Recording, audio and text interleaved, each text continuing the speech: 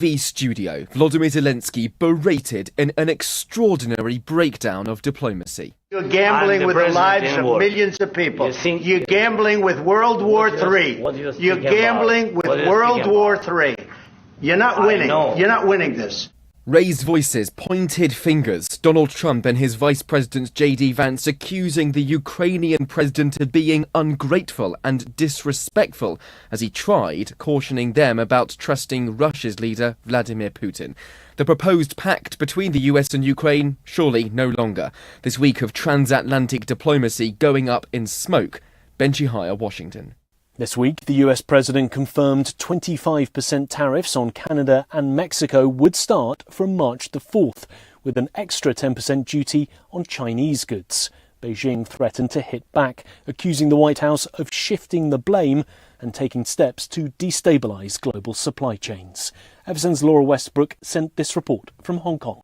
The fresh tariffs are in retaliation for China's alleged role in the flow of the drug fentanyl into America and would coincide with the start of China's annual parliamentary meetings on March 4th. This is when Beijing will unveil its economic priorities for the year. A spokesman said China wanted to return to negotiations with the US as soon as possible, but if the US insists on having its own way, China will counter with all necessary measures. Laura Westbrook, Hong Kong. Hamas and Israel completed the final exchange of hostages and prisoners as part of the Gaza ceasefire deal's Phase 1. However, future cooperation remained in doubt. FSN's Giles Gibson is in Tel Aviv. This last exchange took place in the middle of the night with no public ceremony or staging as seen in previous rounds. Hamas handed over the bodies of 4 deceased Israeli hostages in exchange for more than 600 Palestinian prisoners.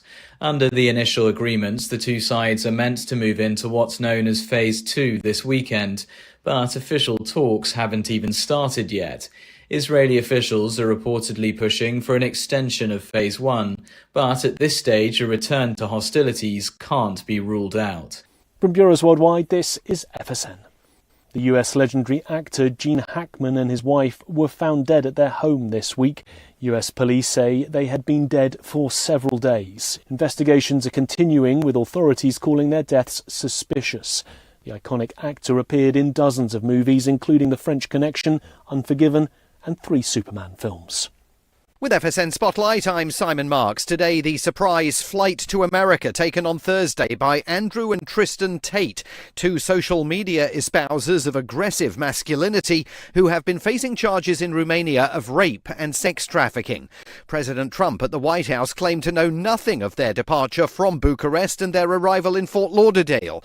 But Matthew Jury, a lawyer representing 4 of Andrew Tate's alleged British victims, disagrees. The Romanian government has acknowledged that the Trump administration raised the matter with the Romanian authorities last week.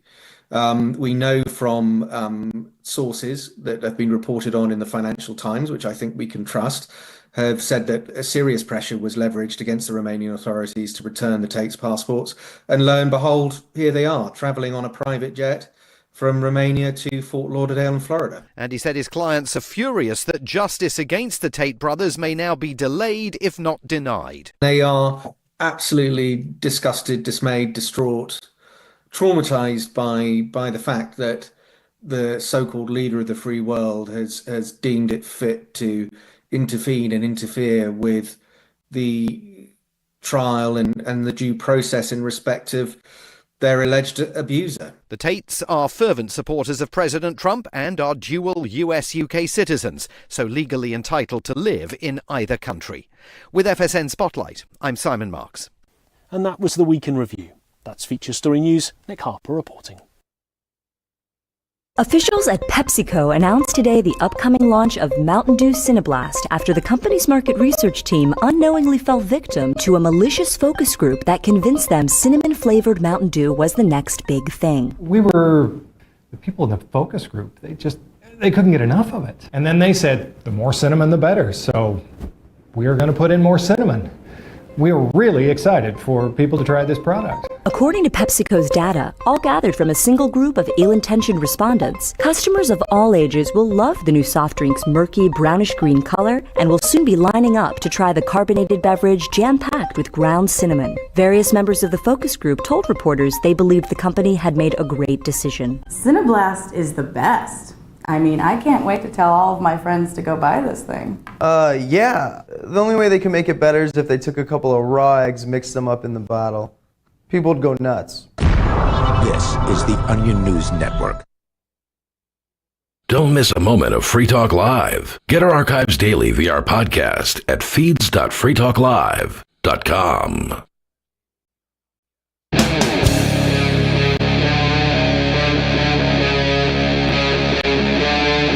Free Talk Live.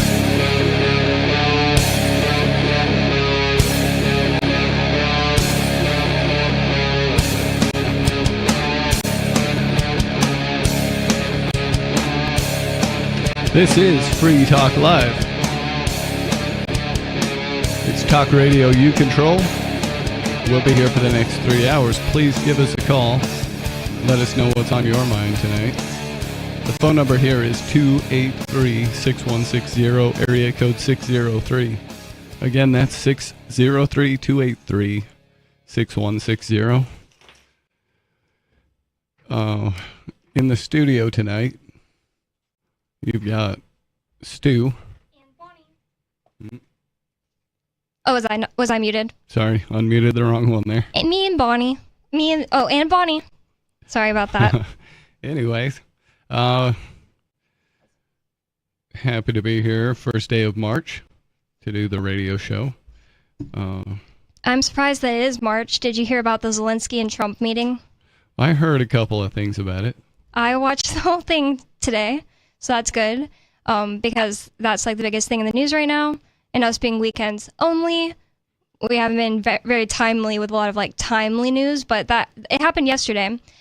And basically, Zelensky got talked down to like a child, and it was so good. Like, it's like, maybe Trump isn't the top person in the world that I would want that to see that happen to with, because Trump like could also be talked down to in some ways, you know.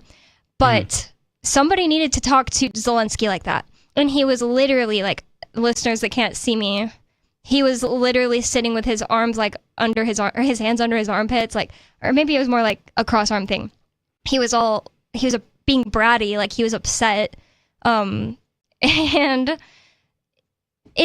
was so great, some of the things that Trump said to him. And also JD Vance, I kind of like him more now, because the thing I didn't like about him before, I just didn't actually know much about him actually, and he is just kind of like, I just thought he was kind of boring and kind of weird. I heard so much about his book from Ian, and it made me kind of like interested in him, but not necessarily like I liked him more or something. I mean, it made me honestly think of him as kind of just like inbred, and I never really heard him talk much. Do you know much about JD Vance? Not a whole lot. So he wrote a book about his upbringing, and I feel bad for him, and I think it's awesome that he's been able to like come through it and come out the other side like a completely reasonable person and everything. But he literally grew up just like the inbred type people in West Virginia, I think, and then they moved to like Ohio. His parents were like 14 when they got together, beating each other every day, alcoholics, and then his grandma ended up raising him, and she was like a inbred. Okay, I'm just saying inbred. I guess I could be wrong. Like, they might not be inbred, but I'm just saying it wasn't your typical like, oh, it was like kind of a poor family. I've known plenty of like poor people, and I wouldn't talk about them like that. It was like so much worse than that. And so I just didn't really know what to think about him. I guess saying I didn't like him is like the wrong thing. I judged him based on his looks, because he does look kind of scary. He looks like, somebody said he looks like a Care Bear, and I was like, that is creepy. He does, but like with like this like eyeliner, which he doesn't wear eyeliner, but he has really dark eyelashes and maybe like dark circles around his eyes or something, and it always looks like he's wearing eyeliner. But anyways, I say all that about him just to say that what he said to Zelensky today was great, honestly. It was actually yesterday. He was like saying stuff like, you haven't even thanked us, you haven't been grateful, and you're here like just wanting to get your way, and you went to Pennsylvania and campaigned for Biden. Did you know that Zelensky was in Pennsylvania and campaigning for Biden this year? Or like last year? No. I didn't know that either. I find that so weird. I guess that, I don't know, that must have been early on. Or was he campaigning for Kamala? Oh, I meant to say, wait, I think it must have been early on because I swear he said Biden. Huh. I swear he didn't say Kamala. I mean, same thing there, right? Yeah. Yeah. He does kind of look like a Care Bear. Yeah. He looks like a scary, like, punk rock Care Bear. It just always looks like punk rock to me because it was like not eyeliner wearing eyes that look like he's wearing eyeliner. So I kind of like creeped out by him, but today I really liked him because Zelensky was just being a brat. This is the thing. This man is used to going into America and bam, bam, bam, getting his way from every single person he talks to. Him and his wife on the cover of Vogue. Did you know that about Zelensky? I probably have heard that. It's just I know. I forgot the American actor's name, but he gave him an Oscar. And then that was in the news a couple of years ago.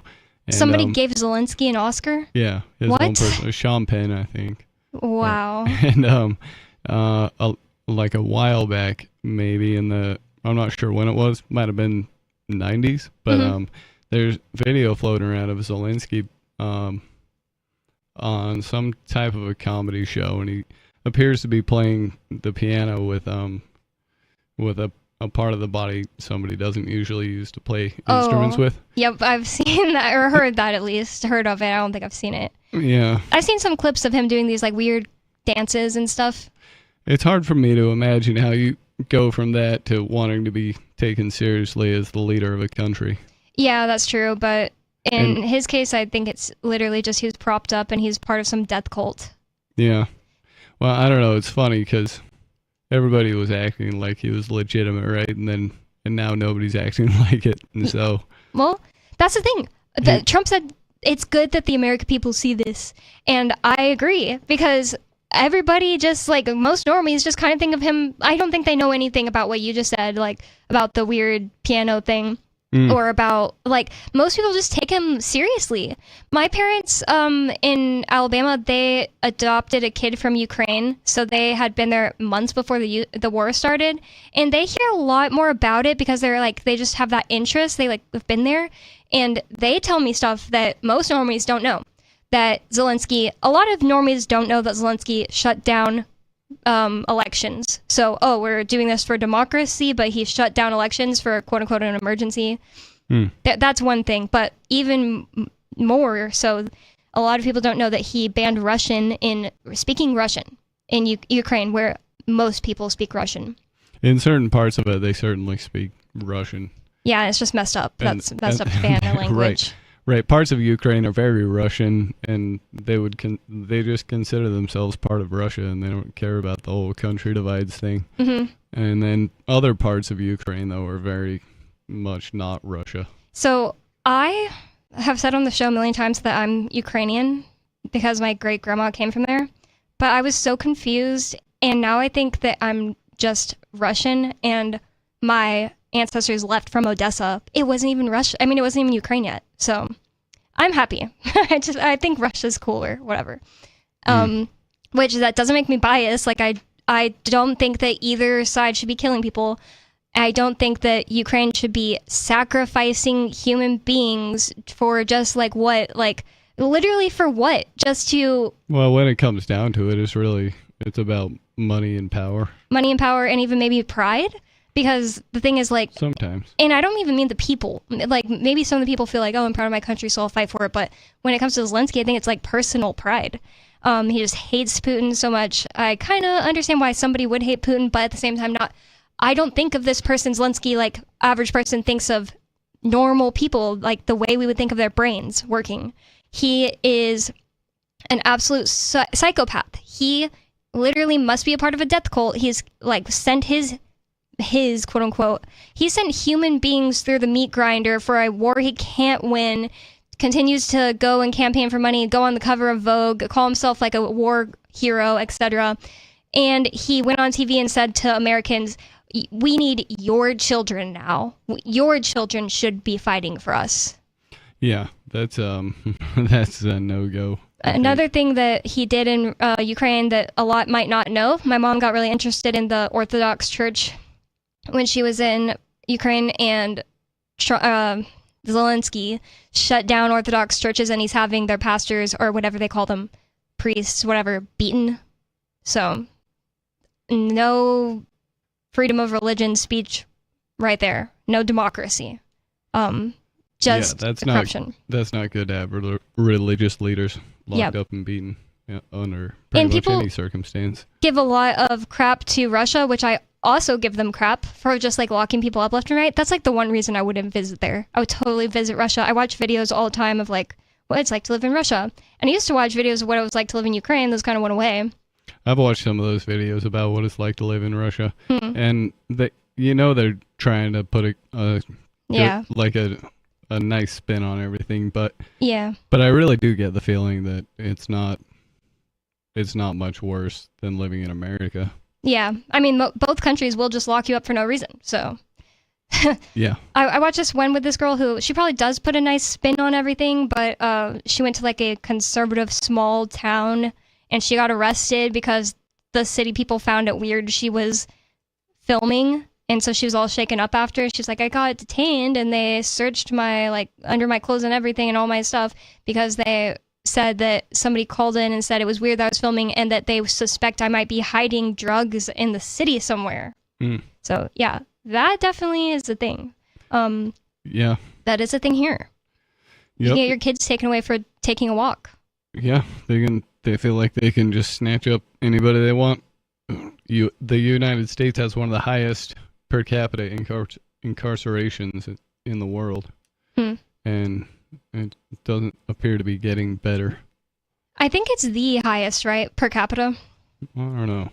We spend the most money on war, so if you hate Russia for doing a war, you should hate America for the same thing. The United States government, I mean, when I say America. In every place, I just think like the people are probably just as great as anywhere, you know? Like, I mean, like Yankees are one thing. I'm just kidding. But everybody has like a culture, but I just mean like the people are probably just as mostly good, in my opinion. That's how I think of people. But I heard about this. Not the governments, though. As of just recently, El Salvador has the highest incarceration rate. Oh, that makes total sense, yeah. Serious problem going on there, I guess. Ian and I did lots of shows about the rounding up of gang members, but it wasn't just gang members because there were tons of people that just got like snitched on from a random neighbor, and all they had to say was like that girl over there across the street lives across the street from me. She is a gang member or worked with a gang member. Locked up, like taken from your house, locked up. And you had to go through like 7 months before you got let out when they realized you were innocent. Not just in some American prison. Like, yeah, you don't want to go to prison, but you'd rather go to prison in America. But in these already bad El Salvadorian prisons that were way past their max capacities, and they were forcing people to be in cells where they're like 4 people, 7 people sharing a toilet.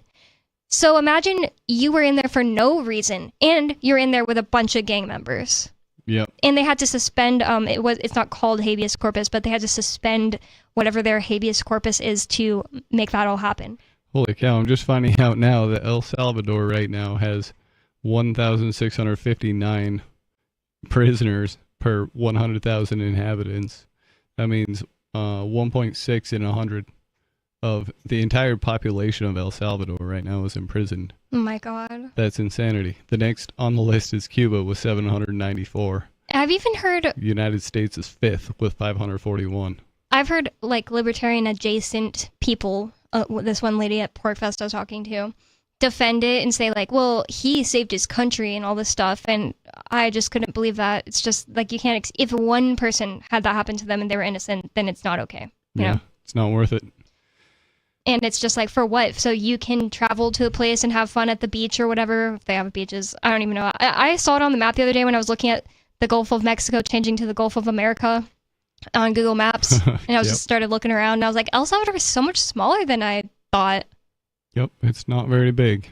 But like I was saying, like what for what? You're happy that they cleaned up the streets so that way you can just go tourist there, go to Bitcoin Town or whatever the heck they call it. I guess I can say hell. My bad. Thought for a second you were gonna have to dump me, but I've heard Bitcoin City, I think it's called, isn't doing well, and it's not something I would be happy about. Like I would like Bitcoin City to do well, but it's also just like it's not really like the point of Bitcoin. I wish more Bitcoiners wanted to spend Bitcoin. I saw somebody bragging the other day in a chat I'm in, and they were like, "Oh, I've had Bitcoin since blah blah blah some such year," and they're like, "Never off ramped. I've only been stacking." It's like, okay, so what's the actual objective here? To just like you don't get dollars to just hold on to them forever. Not that's not a good example. My point is that Bitcoin is pointless if it's not usable. So not using it is silly. Yeah, that is a silly concept. I think a lot of people treat it just like digital gold. Like people who like gold and have never discovered the gold back, in fact. Like people who just have gold to sit in their closet or something to keep it, hedge their inflation, whatever, but still. Yeah, I get the idea of wanting a safety stack of some type of wealth that doesn't do anything but sit there and make you feel safe. Yep. However, they strongly disincentivize such action in America with the way they've set up the financial system. They incentivize you to not only not have a savings, but to be deeply indebted to bankers, because that's how they create wealth. So everybody's just trading debt and they call it wealth now. We don't even have fractional reserves banking anymore, and that was bad. Right. Yep. They used to require a 10% reserve on any loans they made out, and they've done away with that. So. Just 0%. You don't have to have any of the money you say you do when you put out a loan if you're a bank in the United States. So, I was curious though, back to the Zelensky and JD Vance thing. You brought that up just to point out that there was a major calling down of a world leader by the vice president and the president. It was pretty gnarly. Kind of ganged up on him and yelled at him is what I heard. They were like fighting, yeah. But told him he was disrespectful and. Yeah, I think that part is less important to me. Like, oh, they were like, you come to the White House and you're not even thankful. Like, okay, that part's less important to me. The part that is good to me is that people see this person for who he is. And I don't think he should just be able to walk over here and keep getting giant bags of money, and everybody he talks to treats him like he's some kind of saint. It really annoys me, the type of people who treat the situation like Zelensky is a good person because self-defense. It's not self-defense. Self-defense is stopping you or somebody that you are taking care of from imminent, immediate physical pain or property destruction. And that is not killing people who aren't involved. So that's right. And if I remember right, the portions of Ukraine that are in question held a vote to join Russia, basically, and they decided, yes, we would like to. Yep. And were blocked from doing so. And it's so funny because a lot of that people... doesn't sound like self-defense type of an attitude to me. It's not self-defense, and it's also not self-determination. It's like I've heard people talk about this in terms of self-determination, like, well, Ukraine doesn't want to be Russia. One, just don't speak for everyone, and two, the Ukraine, the government, literally told the Donbass and Donetsk regions that they can't be Russia when they wanted to be, and they literally voted it. Yep. A lot of people will be like, well, that wasn't a legit vote. Okay, then have another one. I don't know why they say it's not a legit vote. It's just something somebody will throw out sometimes. But I mean, Zelensky's not a legit president. That happened in Utah, where they had a vote on whether people wanted to have a medical marijuana program, and this was in 2018, I think. And there was a definite yes vote, and then the government was like, no. Whoa. I don't think so. That's crazy. And so I think they have one now, but it took them like a few years to finally let it happen. Wow. That actually kind of rings a bell. That's the year I left Utah, and I think I remember hearing about that happen, but I forgot. Yep, I left shortly after that too. It was I forget what they call it, like a referendum, and then it got vetoed anyway after a vote. Yeah. Wow, that is so bad. Yeah, that's not freedom. A lot of people want New Hampshire to have referendums, and I don't see it as that good of a thing. Just like it's like more of a direct vote, and I just don't think either one is good. So it's just kind of like whatever, just more bad, I guess. And I hear about stuff like that, and it's like, well, then what's the point of it? Right. Well, I think the point is that some people in charge got the idea that they can run them better than the rest of us, and so they got to have cooperation across the board, or else their plan doesn't work. And that's what all the silly rules are about, and people being so resistant to any kind of a change. I wonder a lot if a new system even has a chance of being tried. Like if somebody had the wherewithal to come up with a new form of government that was one step better than democracy, as we call it, democracy being widely held as the best form of government because it gives the people the most voice, if you believe what you've been told. And so if somebody came up with a better one, would it even have a chance, I wonder, of making it out of the gate before it just got killed? The first thing would have to be that whatever gang is currently quote-unquote in charge of, or claims to be in charge of, that area of land would have to let it go first. And I just feel like right this second, there's no gang that's willing to let it go. No, I think you're probably right about that. Especially when you get into, people have these lines drawn on maps that don't actually exist in the dirt if you go there. But there might be men standing there with guns trying to stop things and people from flowing back and forth. And yep. And I actually have a story that I brought in about that very thing tonight. This one from CNN, a very hated news source. As consumers face skyrocketing egg prices, U.S. Customs and Border Protection reports an increase of people attempting to smuggle eggs across the border from Mexico. The CPP's San Diego field office reported Thursday seeing a 158% increase in egg interceptions since the fiscal year 2024. Egg interceptions. Why are they intercepting them? Because of the freaking bird flu? That's so stupid. I guess so, because, it makes sense, right? If you live in Mexico and they didn't make you kill all your birds, and you hear up in America they made them kill all their birds, or at least about 166 million of them. You can get a better price on your eggs up across that imaginary line. And we can get more into that on the other side. Stick with us. Give us a call, 603-283-6160. What do you think about egg smuggling?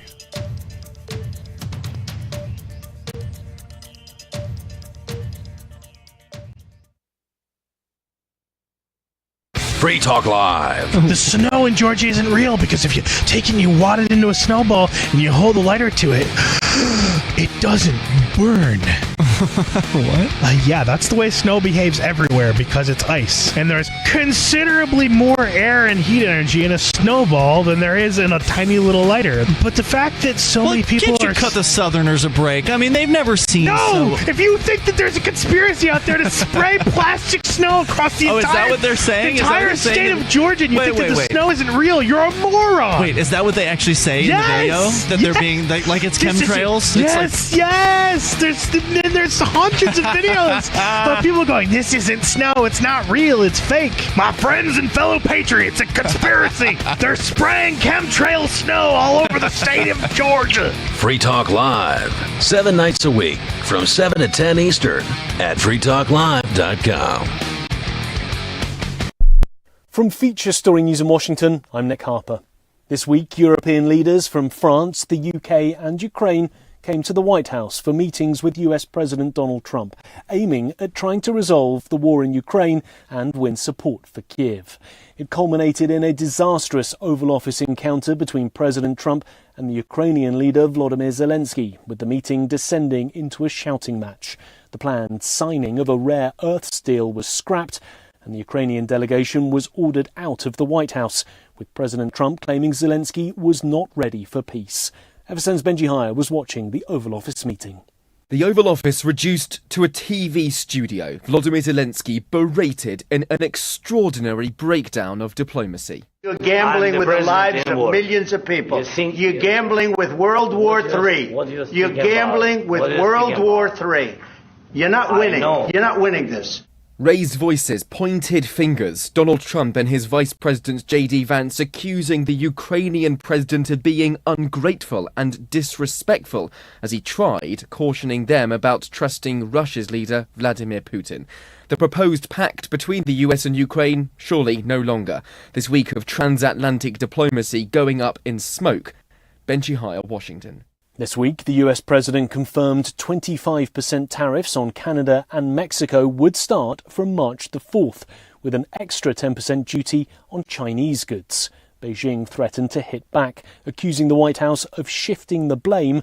FSN's Laura Westbrook sent this report from Hong Kong. The fresh tariffs are in retaliation for China's alleged role in the flow of the drug fentanyl into America and would coincide with the start of China's annual parliamentary meetings on March 4th.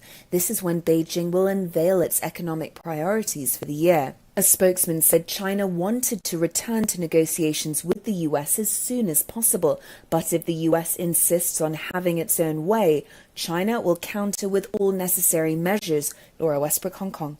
Hamas and Israel completed the final exchange of hostages and prisoners as part of the Gaza ceasefire deal's Phase 1.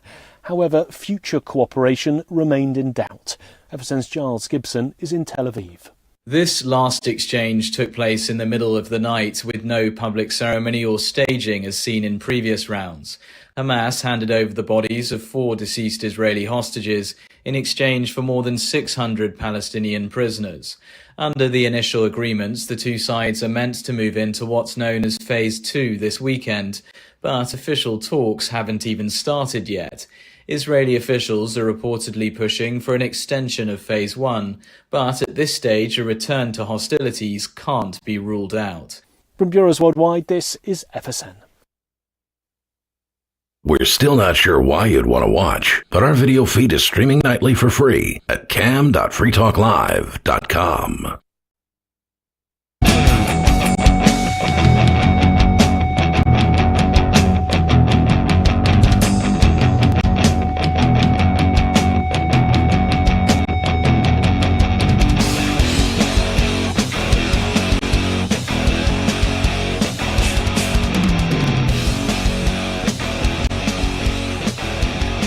This is Free Talk Live.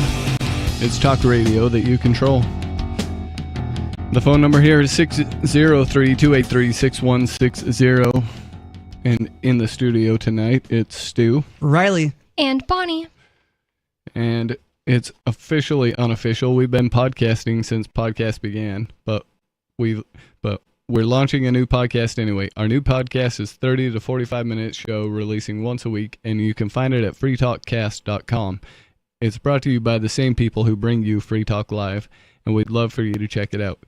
The existing radio archive isn't going anywhere. This is just a new show designed from the start to be a podcast. So check it out at freetalkcast.com. Let's see. We were previously talking about egg smuggling. Oh, yeah. You were starting to talk about egg smuggling. Yes, we've just gotten into this story here. A CBP spokesperson told CNN the agency has seen a 29% increase in eggs being detained at ports of entry this fiscal year when compared to the same time period in the last fiscal year.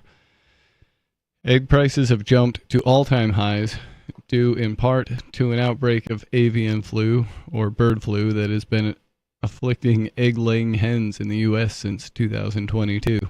Oh no, scary bird flu. Oh yeah, gotta be scared of that bird flu. It's gonna jump to humans. People should be allowed to take that risk themselves. It's so I agree. horrible. I think we've become too safe as a society, and we're too afraid to take risks. People, if I want to consume eggs that might be possibly contaminated with bird flu, I should be able to take that risk. I saw a tweet today by this girl named Ashley Armstrong from Angel Acres, and they're the Strong Sisters on Instagram, and they're so awesome. They are first generation farmers. They're girls like my age, like 30, and they run a farm, and they try to make their food as not filled with antibiotics and soy and corn and flax as they possibly can, and they get other people to become part of their cooperative and everything. Anyways, so I'm bringing them up to say that they tweeted today that they were forced to cover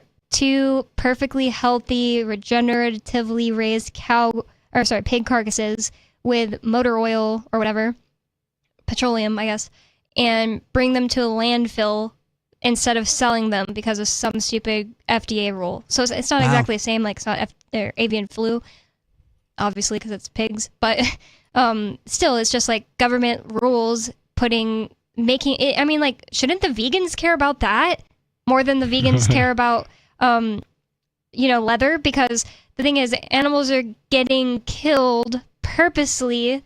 Yeah, they just mass slaughter them. And not even being eaten. Maybe they think it's better to just not eat them, but those are some confused people, so. I agree. This doesn't even make sense because you can't get bird flu from eating a bird flu infected egg or chicken. You cook it out. And if there's a virus in there, it's dead at 165 degrees. So there's not much to worry about that way. I guess that the only justification would be that, poultry farm workers will pick it up and then their kids will take it to school and then everybody will have the bird flu and it'll be terrible. Well, it's every single day you're putting bacteria, pathogens into your body when you eat. And the thing is, your body is meant to take care of it.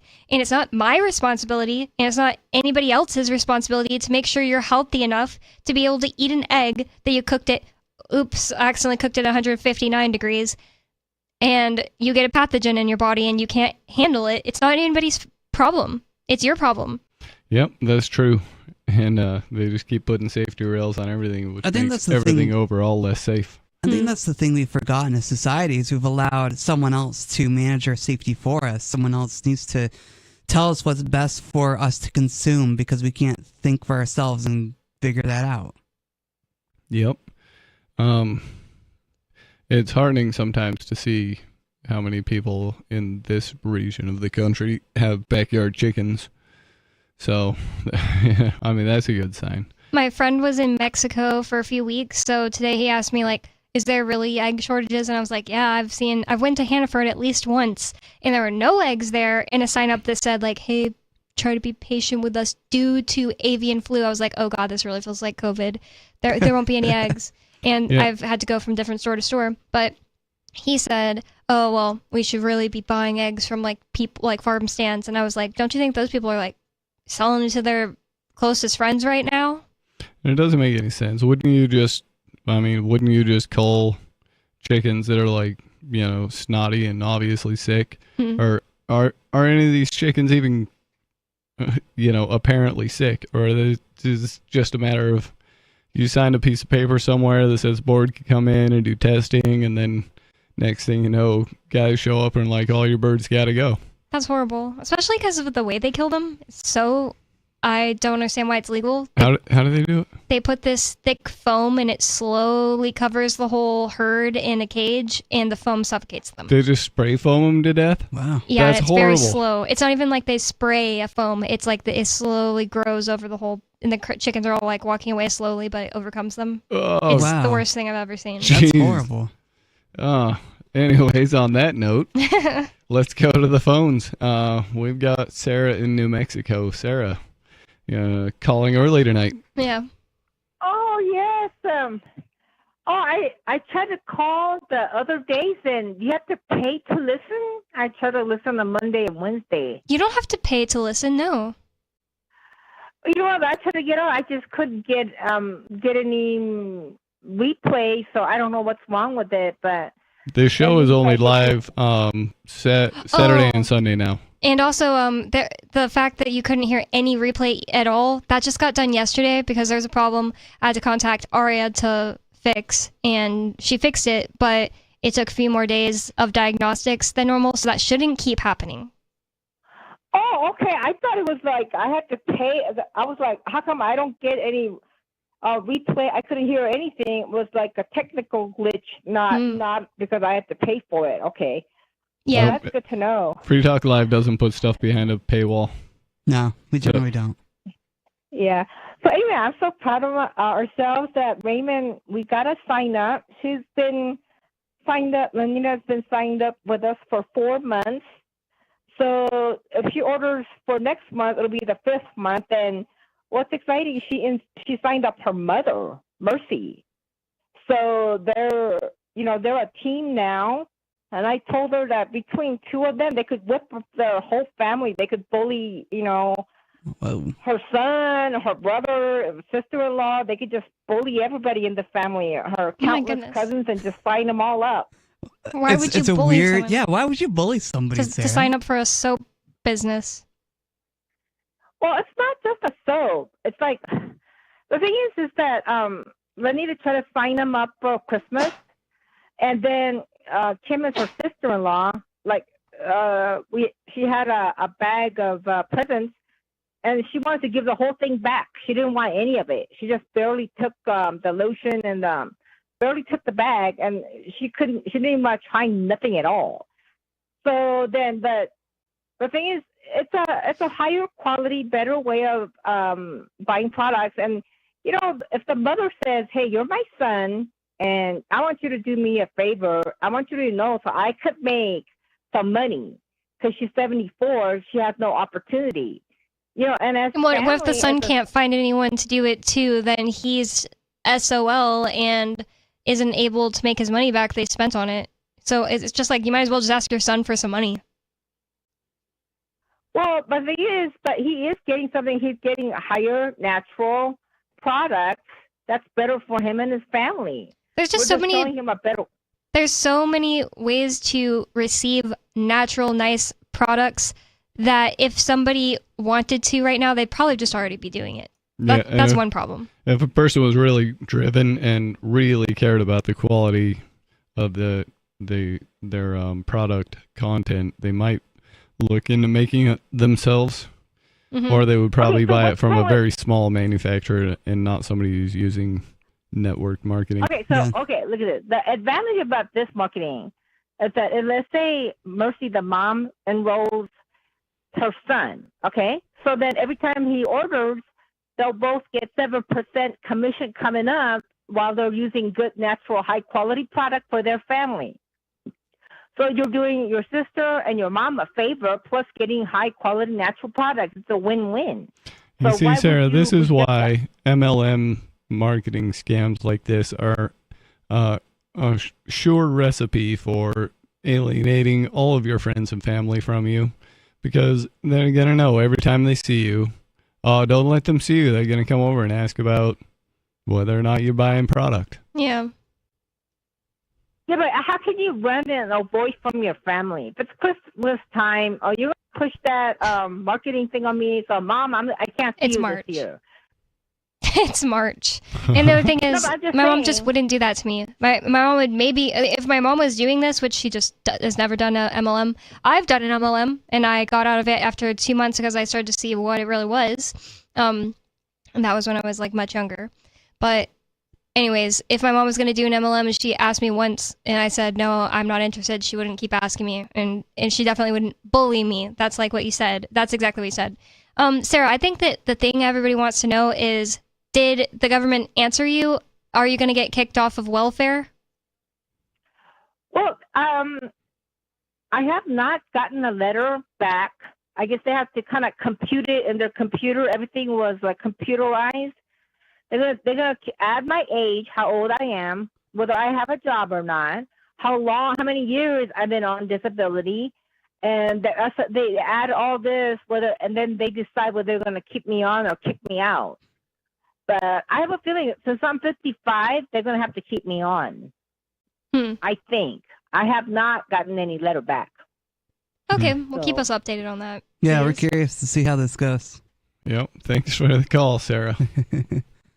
Well, the thing about multi-level marketing schemes, as you said, Stu, is they end up creating enemies, and all of a sudden, you have all this product on hand, and you don't know what to do with it, and it goes bad. So it's like, right. Why waste your time with it? I Right. believe. And the ones that fall for it, they might get caught into that position where they're now stuck in something they wish they hadn't gotten into, and they're gonna blame you for it, and it's not a good idea. That's a good point. If you got somebody to sign up and then they blame you. And Well, I kind of do blame the person who signed me up. The one that I did was It Works.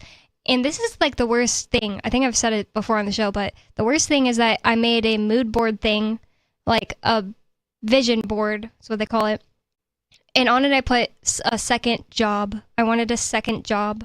And the next day, this lady, like no one knew that. That was on a piece of paper. And the next day, this lady in my very small town in Utah messaged me on Facebook and said, "How would you like to get a job working for my company?" And it's not like I continued to think it was her company. I started to get it, but they were definitely telling me straight up, like, this will be your little company or your little business, which I guess there is a difference.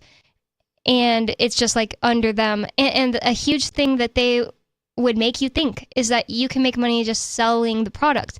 And there's nothing immoral about that. You could definitely annoy your friends, but if you even just like make some website for it and you're selling it to people who look and say, this looks like a good idea and buy your product, there's nothing immoral about that. But what's really immoral is the fact that these people I don't believe them. They were not making money just selling product. They were making money signing people up. Yeah, the real money in multi-level marketing companies is signing people up under you and getting those people to stay permanently under you. Yep. Selling products and having people sign up under them.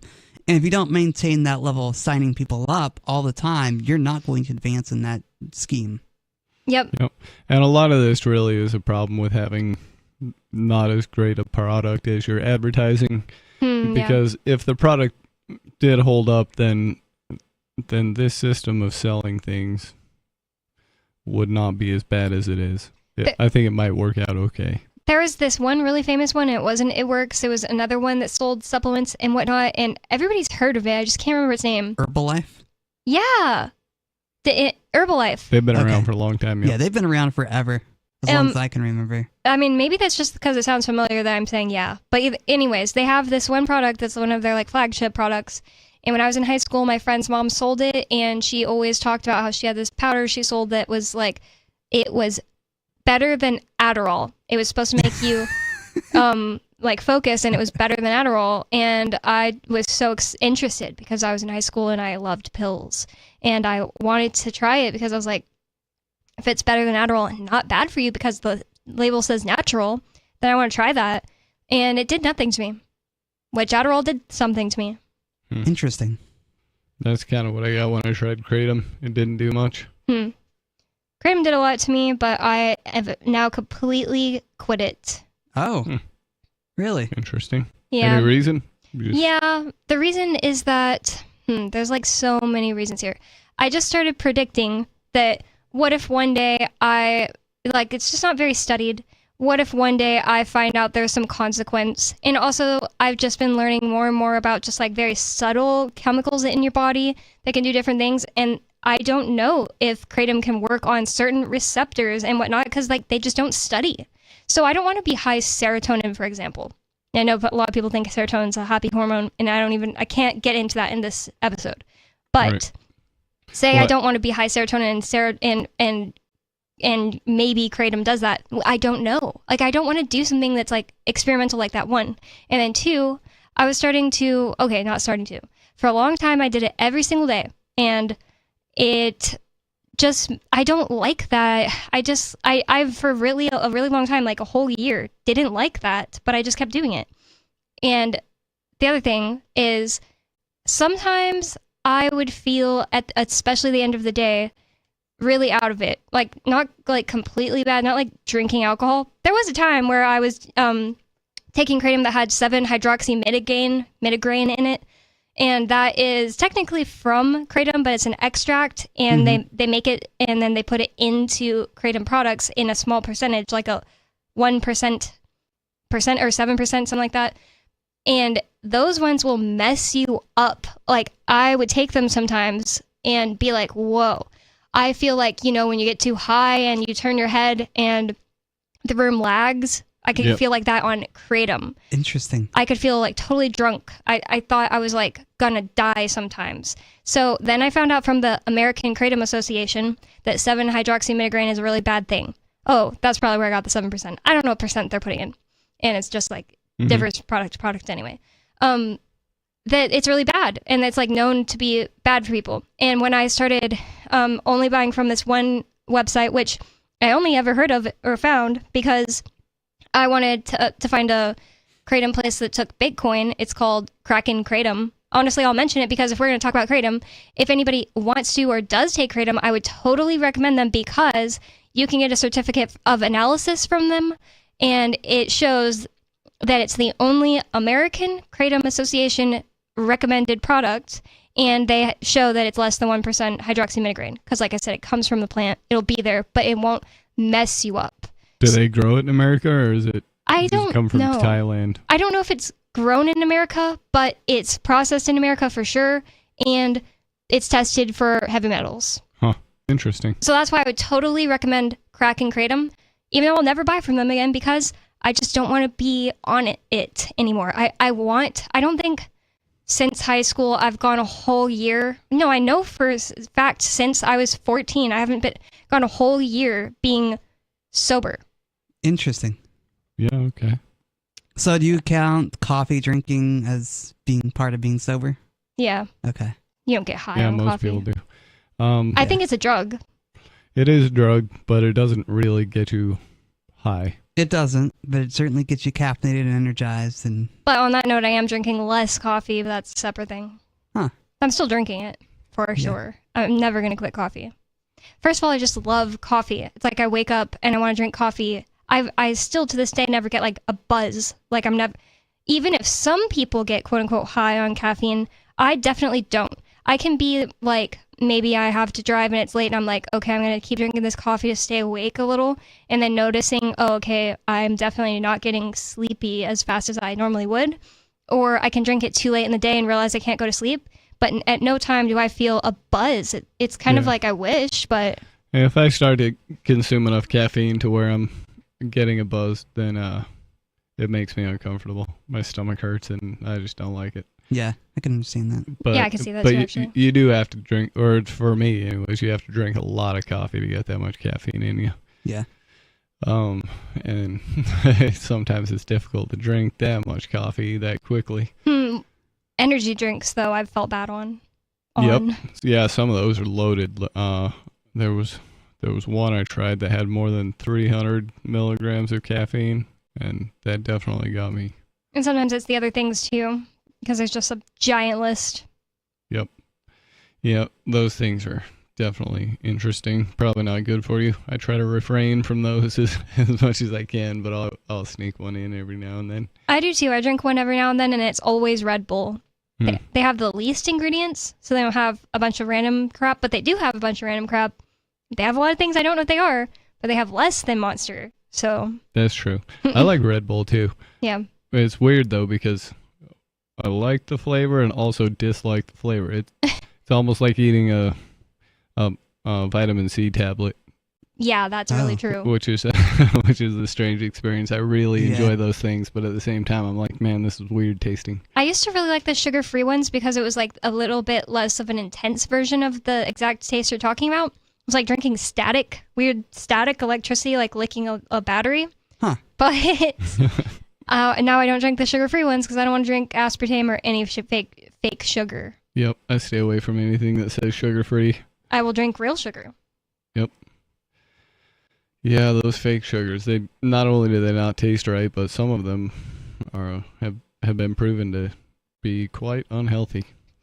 One thing that they do, some of them, I'm not sure about all of them, but definitely the alcohol sugars. One thing that's bad about them, even if you can say, oh, there's nothing else like that harms you from the alcohol sugars, even if you can't say it, but I don't But even if you can say that, one thing is bad is that it tricks your body that it's had sugar, and so you're not actually putting the carbohydrates to give your body energy that you need while tricking your body that you did. So that's terrifying, actually. Interesting. In fact, they're trying to do... Okay, never mind. I mixed up what I was about to talk about. Another dietary thing, but I mixed up what I was going to say. Yeah. Yeah. The human body's a very delicately balanced thing, which can go, like, it can take some radical changes and a lot of things, but it's strange how it fine-tunes itself on things like that. It's so unpredictable and scary. I didn't know until The Substance came out, that's a movie, that there's a genre of horror called body horror, and that gets me. That really gets me. In The Substance, she has to take a drug, and then it helps her live out her dream of being a younger person, and a younger version of her comes out of her back. Obviously, it's like a bit fantasy fairy tale, but it is very effective of body horror, because like she takes this drug. At first she's like, it's not doing anything, I wasted my money, and then she starts like being dizzy, and it reminds me of just like anytime I've taken a new drug and thought, what's gonna happen? And having to be in a human body, that's how you have an experience like that, you know? Yeah. Like you're like, oh, I'm trapped in my body high for 5 hours. That's a horrible feeling. Yeah, it can be if you're not prepared for it and you don't have somebody there to help you through it. Oh yeah, I mean, my first experience with cannabis or marijuana was a 10 milligram edible, and that was a lot for me. And luckily I had some friends help me through that experience, because it was just an unfamiliar sensation. Like, I've had alcohol before, and you know, it wasn't too bad of a sensation. It just makes you feel sleepy. At least it does for me. But marijuana is a little different. It's just a different feeling. I don't know how to explain it other than that. Yeah. When I was younger, I had weed before I had alcohol, so I think luckily that made alcohol seem boring to me. Yeah. But I also didn't get drunk the first couple times, so I was just like, this is it? But I didn't know you could get a lot drunker. Yep, I can see how alcohol would seem boring after having tried cannabis, because, man, that stuff will make you laugh your head off the first few times you try it. Yeah. In fact, if you haven't tried it, I would recommend giving it a shot. Just see if it's for you or not. Give us a call here in the studio, 603-283-6160. This is Free Talk Live.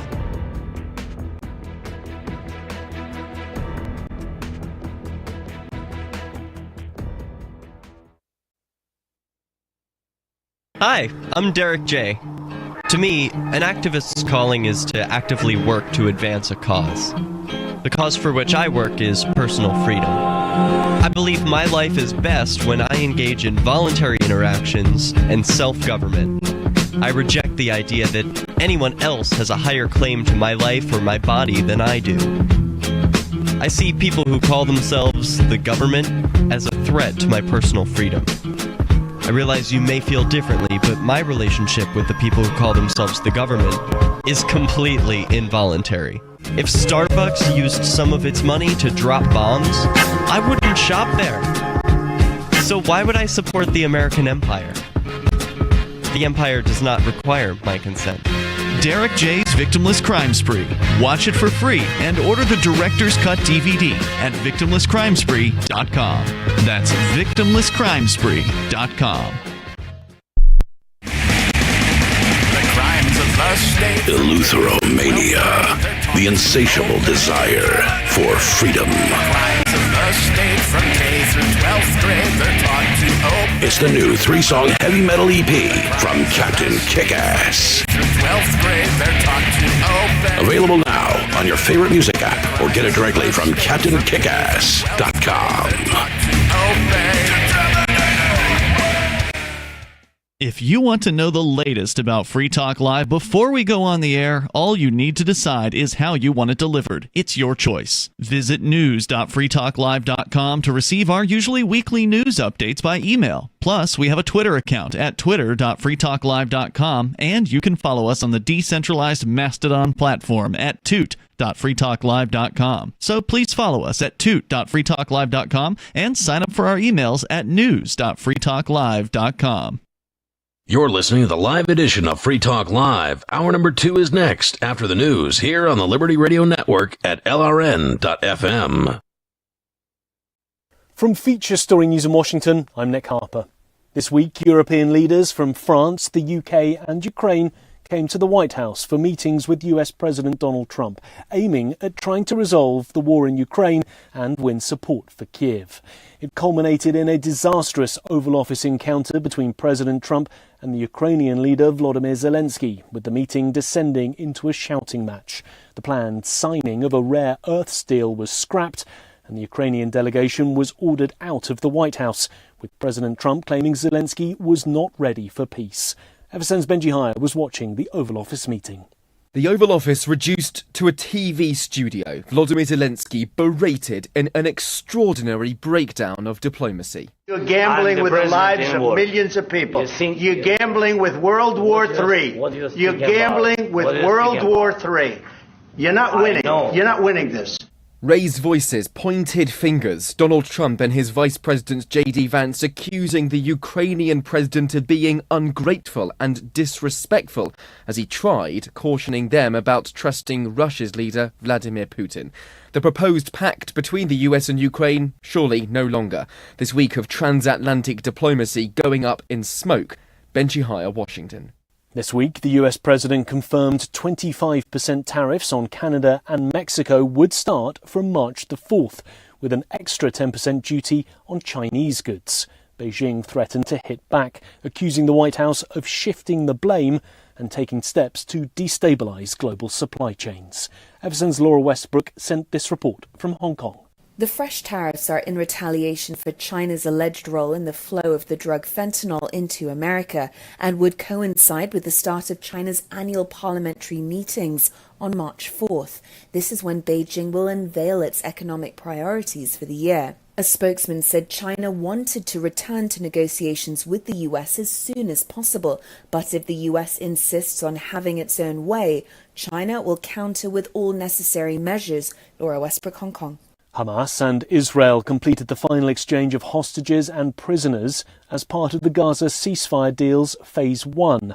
However, future cooperation remained in doubt. FSN's Giles Gibson is in Tel Aviv. This last exchange took place in the middle of the night with no public ceremony or staging as seen in previous rounds. Hamas handed over the bodies of 4 deceased Israeli hostages in exchange for more than 600 Palestinian prisoners. Under the initial agreements, the two sides are meant to move into what's known as Phase 2 this weekend, but official talks haven't even started yet. Israeli officials are reportedly pushing for an extension of Phase 1, but at this stage a return to hostilities can't be ruled out. From Bureaus Worldwide, this is FSN. The US legendary actor Gene Hackman and his wife were found dead at their home this week. US police say they had been dead for several days. Investigations are continuing, with authorities calling their deaths suspicious. The iconic actor appeared in dozens of movies, including The French Connection, Unforgiven, and 3 Superman films. With FSN Spotlight, I'm Simon Marks. Today, the surprise flight to America taken on Thursday by Andrew and Tristan Tate, 2 social media espousers of aggressive masculinity who have been facing charges in Romania of rape and sex trafficking. President Trump at the White House claimed to know nothing of their departure from Bucharest and their arrival in Fort Lauderdale. But Matthew Jury, a lawyer representing 4 of Andrew Tate's alleged British victims, disagrees. The Romanian government has acknowledged that the Trump administration raised the matter with the Romanian authorities last week. We know from sources that have been reported on in the Financial Times, which I think we can trust, have said that a serious pressure was leveraged against the Romanian authorities to return the Tate's passports. And lo and behold, here they are, travelling on a private jet from Romania to Fort Lauderdale in Florida. And he said his clients are furious that justice against the Tate brothers may now be delayed, if not denied. They are absolutely disgusted, dismayed, distraught, traumatized by the fact that the so-called leader of the free world has deemed it fit to intervene and interfere with the trial and the due process in respect of their alleged abuser. The Tates are fervent supporters of President Trump and are dual US-UK citizens, so legally entitled to live in either country. With FSN Spotlight, I'm Simon Marks. And that was the Week in Review. That's Feature Story News. Nick Harper reporting. This is the Onion Week in Review. This week, mothers across the nation invented a new drug to worry about, confirming that the completely fictitious new substance was appearing in schoolyards across the nation and is easily created from simple household products like sugar, window cleaner, and petroleum jelly. Calling the totally made-up narcotic scramp, mothers in desperate need of something to fret over deluded themselves into constantly agonizing over the widespread drug epidemic that exists solely in their minds. My son sits in his room for hours and hours. It must be scramp. He's a scramp head. I bet they'll figure out how to scramp with this too. In other news, a man confidently strides through a beaded curtain without parting it. A father takes a picture of his daughter every day from birth until he abandons his family. And the same homeless man is always begging for change on the same United flight. Stalled contract negotiations have prevented me from reviewing any more news until I receive a co-producer credit. But for more, visit theonion.com/newsbeat. You can help spread the ideas of liberty with our Patreon for just $5 per month at amps.freetalklive.com.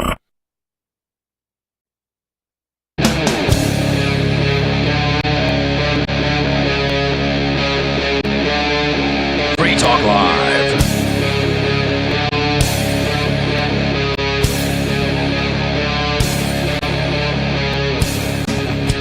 This is Free Talk Live. Talk radio you control. 603-283-6160 is the phone number to call if you'd like to get on the air and let us know what you're thinking about. Some of you have wanted to support Free Talk Live's mission on a monthly basis but don't want to support Patreon.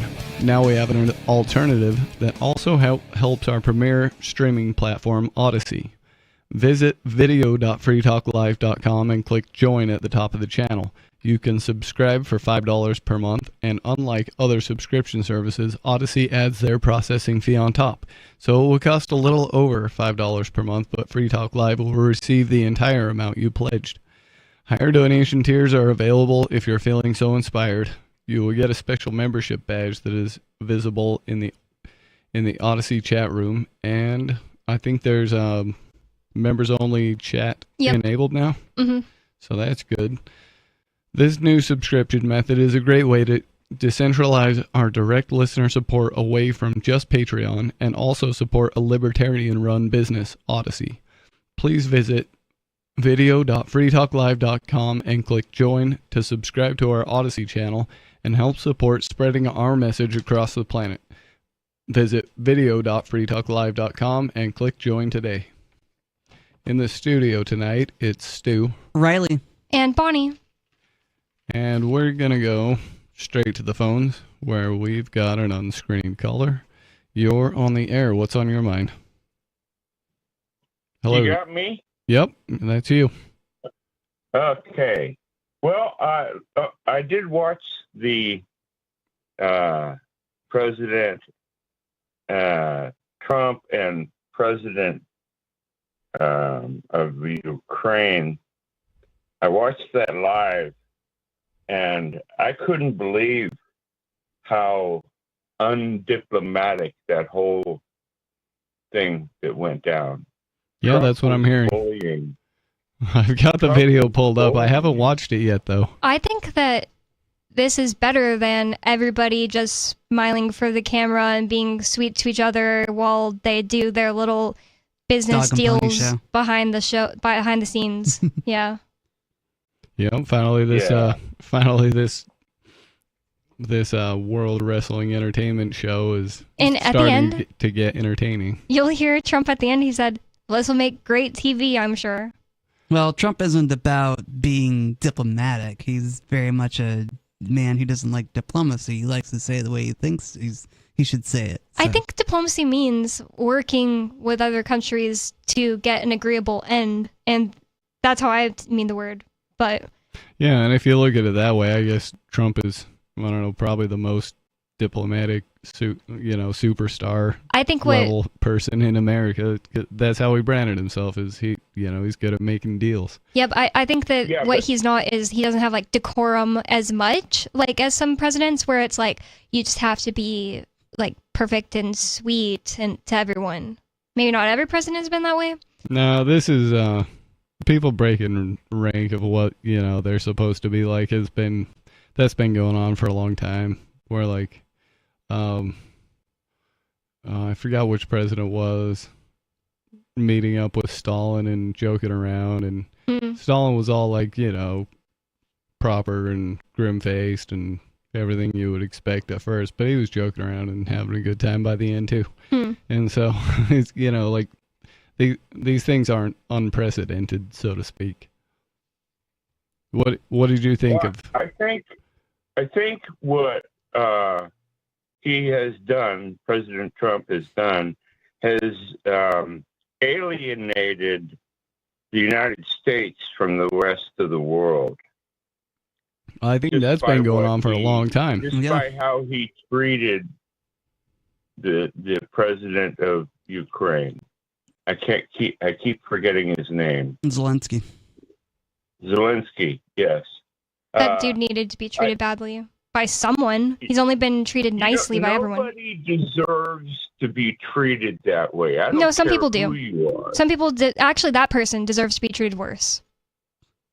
Yeah, Why? Zelensky's not really a good dude. Are you comparing somebody like Zelensky to like the people you know in your community and your next door neighbors? Because this person gets people beaten for practicing the wrong religion. This person is putting young men into a meat grinder, including people who came from other countries to help with the stupid war. This person refuses peace agreements, including yesterday's. Yeah, he fed the most patriotic people in his country right into the war machine. Plus, he's been taking money from the United States, for a long time. So, he's got to get his hand slapped eventually. Okay, well, you changed my mind. Oh, glad to hear it. Yeah, you changed my mind. But I got another subject I want to talk about real quick. Oh, good. What's that? Last night you could still see all 7 planets in the sky if you had a clear sky. Wow, I heard that. Without a telescope? Yeah. Interesting. With a small telescope or binoculars, you could see all 7 of them. And the 2 tiny ones were the ones that required binoculars to see. But tonight you can still see all 5. Cool. That's cool. Really cool. You can see 5 of them with the naked eye. And I saw the best sunset I've ever seen in New Hampshire today. Really? Yep. That's nice. But what I was going to say was I heard that too late, so I was thinking that it was over and I wasn't going to be able to see it. I don't have binoculars. Well, you said you can see the 5 with the naked eye, so maybe I'll go look later. I noticed the moon is really pretty because it's like you can see it, but it's all blackened, and then it only has the tiniest little sliver of a crest. I love that kind of moon. It's so pretty. Well, to see them all at the same time, you got to get up just before dawn. Oh, maybe not then. For me. But that's to see all 5, in the sky at one time. Mm-hmm. But there's going to be at least 3 of them visible at night, no matter what. Right. That's cool. Yeah, and Venus is out there. It was real close here recently. It just had its closest pass to Earth a few days ago, I guess, and it was the brightest you'll ever see it for the year. Nice. And that one gets really, I think, the brightest. So Venus is still very bright in the sky. It's probably one of the brightest things you'll see. Interesting. Well, all right. I was reading a little bit about how common this is, and it's kind of hard to find a definite answer. I guess every few years there's multi-planet lineups where you'll get 4 or 5 planets visible in the sky. And it says A 7-planet alignment is particularly uncommon, but doesn't tell me. How common? That's annoying. Yeah. That is kind of annoying. But I don't remember ever hearing Next people talk one- about it. So The next one will be in 2040. Okay. wow, cool. Yep. Okay. Well, So that's in Yeah, for 15 all years. 7 planets. that's pretty cool. So I guess we've missed the window to see the seven planets. You know, I'm not sure how well that's going to change for 2 days. You may still be able to see it if you got binoculars. It also probably depends how cloudy it is, and I don't know if it's cloudy right now, but one thing that's crazy here in Keene is that it's going to go like 20 degrees lower in a day, so I know it's going to be windy. That's the only way that happens. Well, the wind shouldn't affect you. Oh, it always does. I live in a valley, so that might be why, but every time it goes that much of a difference, like, oh, you mean affect seeing the planets. I was actually saying that as a positive, like, at least if there's clouds, they're going to be moving. I guess I didn't connect to my point. Oh, okay. But thanks for letting us know about that. I forgot that I had seen about that. Thank you for taking my call. Yep. Thanks for calling.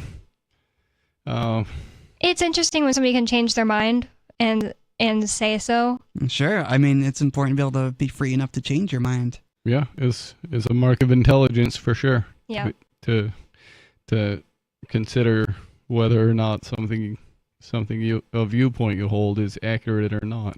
Yeah. A lot of times we're presented with new information and we have an automatic reaction, which is to just get defensive and double down. Yep. I was thinking today about a time I did that, and I won't even go into it. But yeah, I was thinking about a time I did that, and I was thinking I need to be more conscious in the future. That was like 10 years ago. Yep, I think we all do. I still find myself falling into little mental traps here and there. Yep. And I'm thankful that I'm able to recognize them at least and to work on them. Yeah, it's hard when we think we know everything and all of a sudden someone comes along and says, no, you don't. We definitely don't have the wherewithal to be like, okay, maybe they're right, because we want to get so defensive of our positions. Yep. A lot of times we attach our identity to our beliefs. Oh, yeah. And a lot of times it is true that the people that disagree with you are coming from a bad place, and then you start to believe that the people that disagree with you are wrong because they're coming from a bad place. And that's the thing I've been thinking about a lot. Like, especially with health. A lot of time, the people who disagree with me are the government, but they might be right. Yeah, sometimes they are. And if they were never right, everybody would have abandoned the idea a long time ago, I think. Exactly. But, the government likes to mix truth with a little error every once in a while. Like, sometimes they'll make some... okay, maybe I mean more the, like, American Medical Association, but to me, that's the same thing as saying the government. There would be no AMA. Rockefellerized medicine. Exactly. A lot of times I'm like, they're always bad, always wrong. And then sometimes I realize that they're right about certain things. So, yeah. They are right about certain things, and some of their drugs are wonderful additions to this world, which, previous to those, people had a hard time dealing with some things that we consider very minor now. We've got a caller on the line, unscreened caller, possibly in Washington, D.C. You're on the air. You should learn from that last caller. You should learn how to change your mind. You are just incapable. Valid logic and evidence. You are incapable of changing our right minds. What you just listened to was an example of me, Riley, and Stu changing someone's mind. Something you don't know how to do. So maybe you should learn from the last call. Yeah, maybe you don't know what the word evidence means or logic. One of those. No, do you know what logic and evidence mean? Do you know what evidence means? There's a very rigorous definition for evidence. Maybe in legalese, but there is also a common use for it. The probability of it being true. What? That's what evidence means. Okay. Evidence means it's a fact that increases the probability of a hypothesis being true. Glad you know that answer. I'm glad you know that answer, Skeeter, because I can agree with that definition. Stu was totally asking you that because he thought you wouldn't even know at all. Good one. So how is it that you, homie? How is it, Skeeter, that you connect baseless allegations and the absolute nonsense that you spout on the air as being evident of anything that can't immediately be pointed at as a contradiction. Go ahead. When you mute me, I can barely hear you. I don't know what's happening lately, but when you put me in mute, like I seem to be like in another room. I can barely like hear you. Oh, that's like weird. Through a wall or something.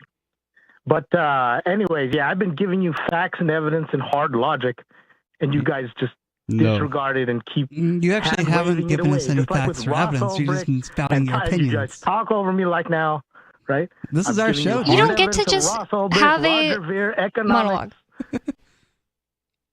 That was not even 10 seconds before getting interrupted. But anyway. I'm pretty sure when I started talking, nobody was talking. But also, that's just like the nature of talking to four people at once. Sometimes people start talking at the same time. All right. I hope you can change my mind tonight, Skeeter. Logic here.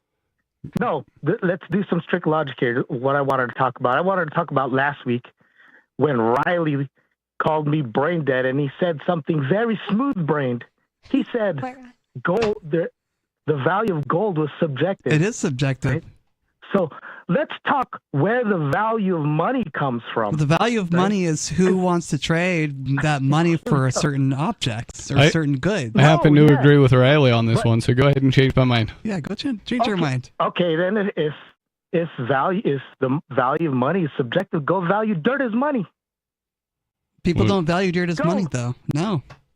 So if the value is objective, it lies in its property. Currently, people don't value dirt as money, but the reason it's subjective, the reason that it's subjective actually is that it could be used as money, whether you like it or not. It could be used as money. Did you ever see that movie Waterworld, where a little pot of soil actually was quite valuable? Yeah, there could be an evolutionary thing that happens where, dirt disappears. You don't know. Like, there could be some chemical thing that happens to the planet, and then dirt disappears, or mostly disappears, and it's, finite. So, yes, dirt could be used for money. The other thing is that certain types of dirt could be used for money that's less common, or dirt that's been specifically made into some process so that way it's not counterfeitable, could be made into money. So that's why it's subjective. That's why it's subjective, because it doesn't matter that it's dirt. That's subjective.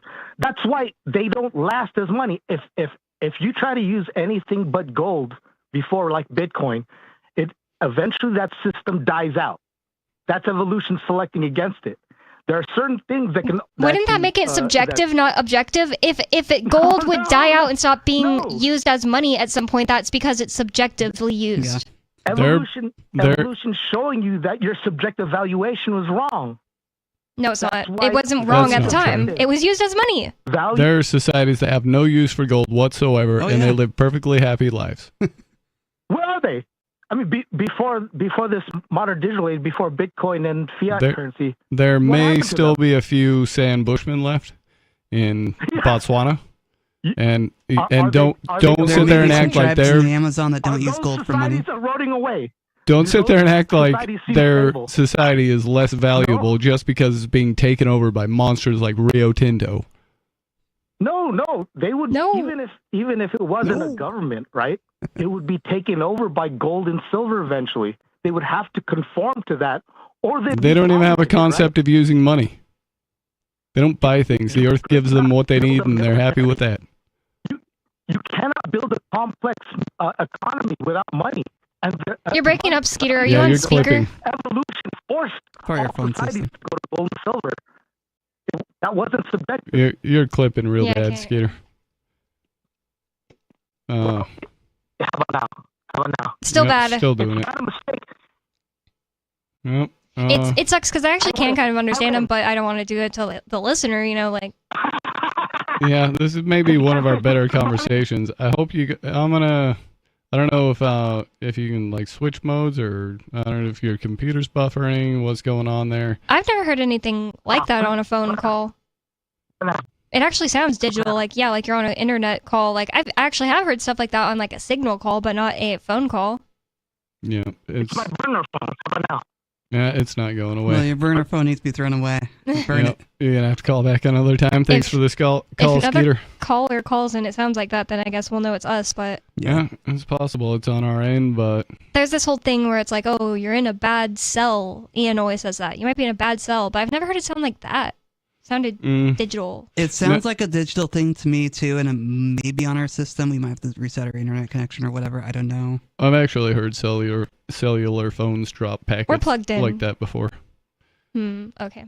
So, I don't know. Either way, it's you can't listen to that on the radio. We should have made him go by a window or something. Yep. I don't know if that actually works. I just hear people say it. Yeah. I mean, but to get back to the conversation for a bit about subjective value, gold is subjective because, we value it as a metal that's tradable. It's been used for centuries as money because people have valued it as money. People have seen it as valuable. But, there have been societies insulated from gold and silver for so long that they use shells for money or seeds for money. I think in the ancient American societies, cacao beans were used as money because cacao seeds are valuable. Right, because they're finite. There's only a certain amount that they can get to grow, and they're quite useful. The only thing I need to know that the value of gold is subjective is that there have been people that didn't want to accept gold and silver from me. Yep. It wasn't as valuable to them as having cash was. That's right. Otherwise, gold would always trade at spot price. Mm-hmm. But that's not true. You can't go out and buy gold at spot price pretty much anywhere unless you know a friend who's desperate to get rid of some gold. Otherwise, it's definitely going to have a markup. Same thing with silver, and same thing with a lot of things that have subjective value. I was hoping Skeeter would change my mind because I really like it when that happens, actually. It's like learning. One of my very favorite things. It is like learning. It's like flexing a new muscle, but, It used to be really uncomfortable, and so I can see why people didn't. Yeah. Why people don't like having it happen to them. But after you've done it a few times and your worldview starts to improve, then it gets enjoyable, for me at least. I did want to finish this story we started about the egg smuggling, though. I wonder how many people just don't know that things do cross from Mexico to America. Oh, wait, no, never mind. I'm thinking backwards. Because for a while, America started smuggling more weed into Mexico. And that was the surprising twist. My bad. Oh, yeah. We already definitely know things coming from Mexico. So they want to blame the Mexicans for the weed problem now? I don't know, maybe. As a weed smoker, that was a really weird flip to watch happen. Like, the Mexican dirt weed just disappeared, and there was, no street weed for, I don't know, a few months. And then high-quality weed started to slowly trickle in at a very high price. Interesting. And now the weed market's really good. I saw signs in Massachusetts yesterday that said delivery for weed. Yep. Well, Maine's been delivering since before they legalized it, just because, why not? But back to this. It says across the past 3 years, 166 million birds have been affected by the deadly avian flu, according to the U.S. Agriculture Department. They're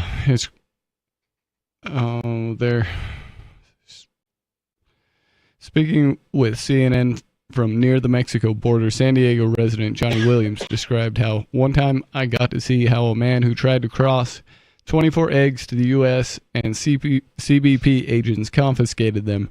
I really think it's an exaggeration with the egg prices in the U.S. Why are they confiscating eggs? What's wrong with eggs? I really don't know. I think it just is the avian flu.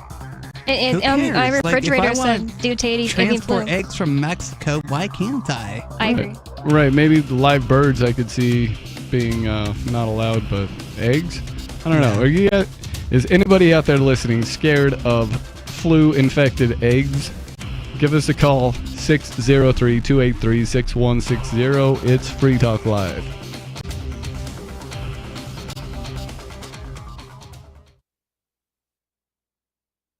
This hour of Free Talk Live is brought to you by Dash Digital Cash. Dash is the cryptocurrency designed to be used for spending. Tired of the ever-inflating US dollar? You can live your life on Dash instead with some handy websites. BitRefill.com has been accepting Dash for years and has a ton of big-name retailers and brands including grocers, gas stations, phone refills, Amazon, and even prepaid MasterCards. Plus, many of their gift cards are available at a discount.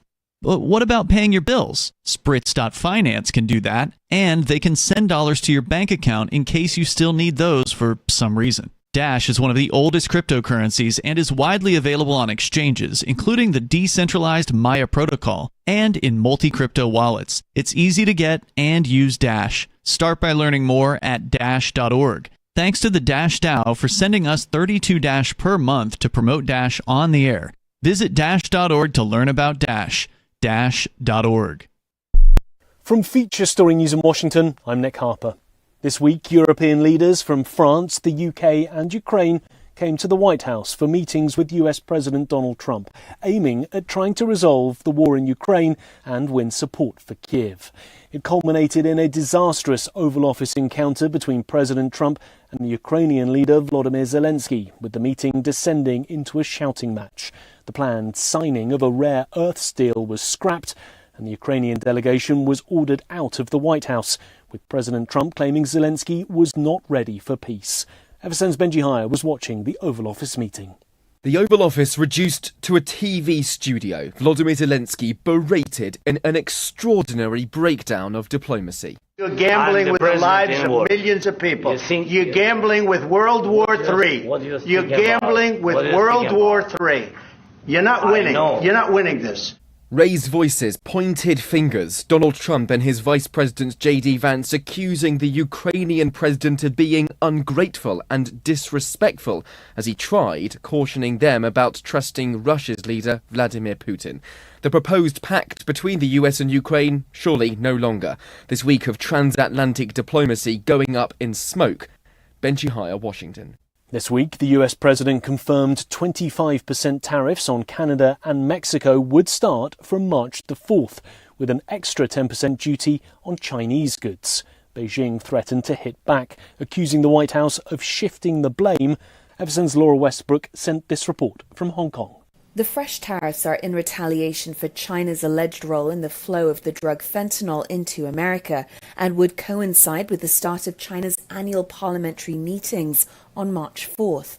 This is when Beijing will unveil its economic priorities for the year. A spokesman said China wanted to return to negotiations with the US as soon as possible, but if the US insists on having its own way, China will counter with all necessary measures. Laura Westbrook, Hong Kong. Hamas and Israel completed the final exchange of hostages and prisoners as part of the Gaza ceasefire deal's Phase 1. However, future cooperation remained in doubt. FSN's Giles Gibson is in Tel Aviv. This last exchange took place in the middle of the night with no public ceremony or staging as seen in previous rounds.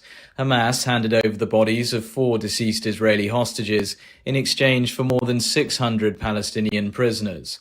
Under the initial agreements, the two sides are meant to move into what's known as Phase 2 this weekend, but official talks haven't even started yet. Israeli officials are reportedly pushing for an extension of Phase 1, but at this stage a return to hostilities can't be ruled out. From Bureaus Worldwide, this is FSN. Yep, we still do email. Drop your email address in the entry box at freetalklive.com, and you'll be kept in the loop with Free Talk Live.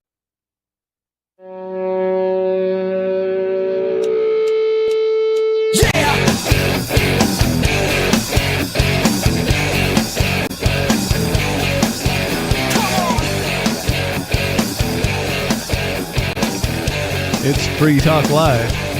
Talk radio you control. Give us a call, 603-283-6160, and let us know what you're thinking about. Free Talk Live is brought to you by LibertyMinded.com. Official Free Talk Live gear like t-shirts and hoodies are available at LibertyMinded.com. Plus, you'll find a unique collection of cool and funny liberty-oriented clothing at LibertyMinded.com. That's LibertyMinded.com. In the studio tonight, it's Stu. Riley. And Bonnie. And I was trying to get through this article that we started about egg smuggling in from Texas because eggs got real expensive.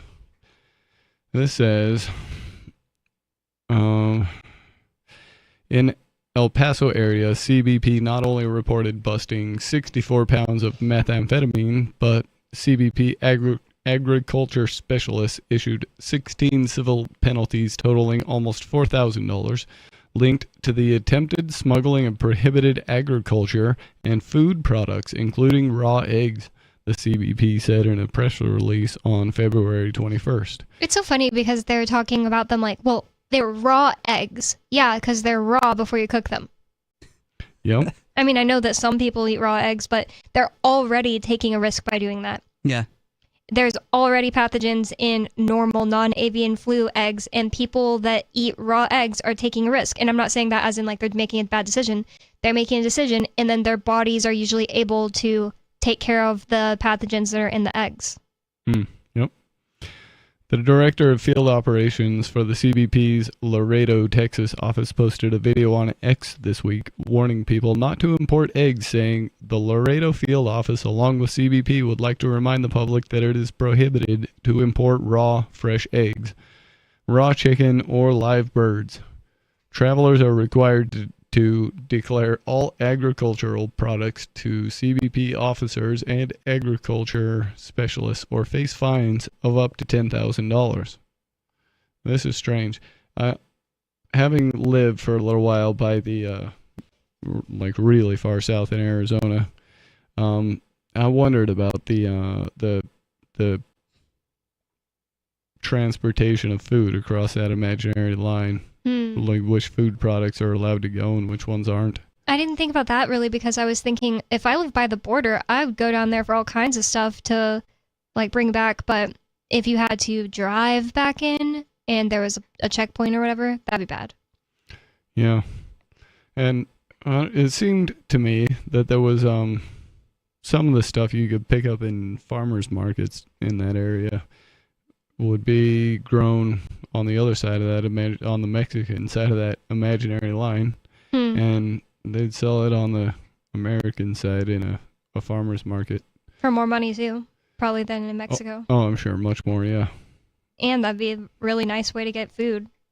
Yeah. Agriculture Secretary Brooke Rollins announced on Wednesday a plan to invest $1 billion in strategies to rein in soaring egg prices. Yet in an op-ed in the Wall Street Journal, Rollins acknowledged that it won't erase the problem overnight. Rather, she said the egg market won't stabilize for another 3 to 6 months. The average cost of a dozen eggs in January was $4.95, almost double the price from a year prior, and surpassing a record high, according to data from the Bureau of Labor Statistics.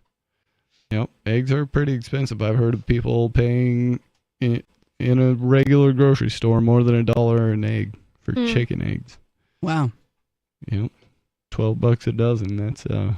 That'll add up quick. Bonnie, you visit the co-op a lot. Do you ever look at the price of eggs there? No, because that's not where I get my eggs. Okay. Because I already accept that the eggs I'm going to buy at any grocery store are hiding ingredients and they're feeding them things I disagree with that cause them to have high PUFAs, polyunsaturated fatty acids.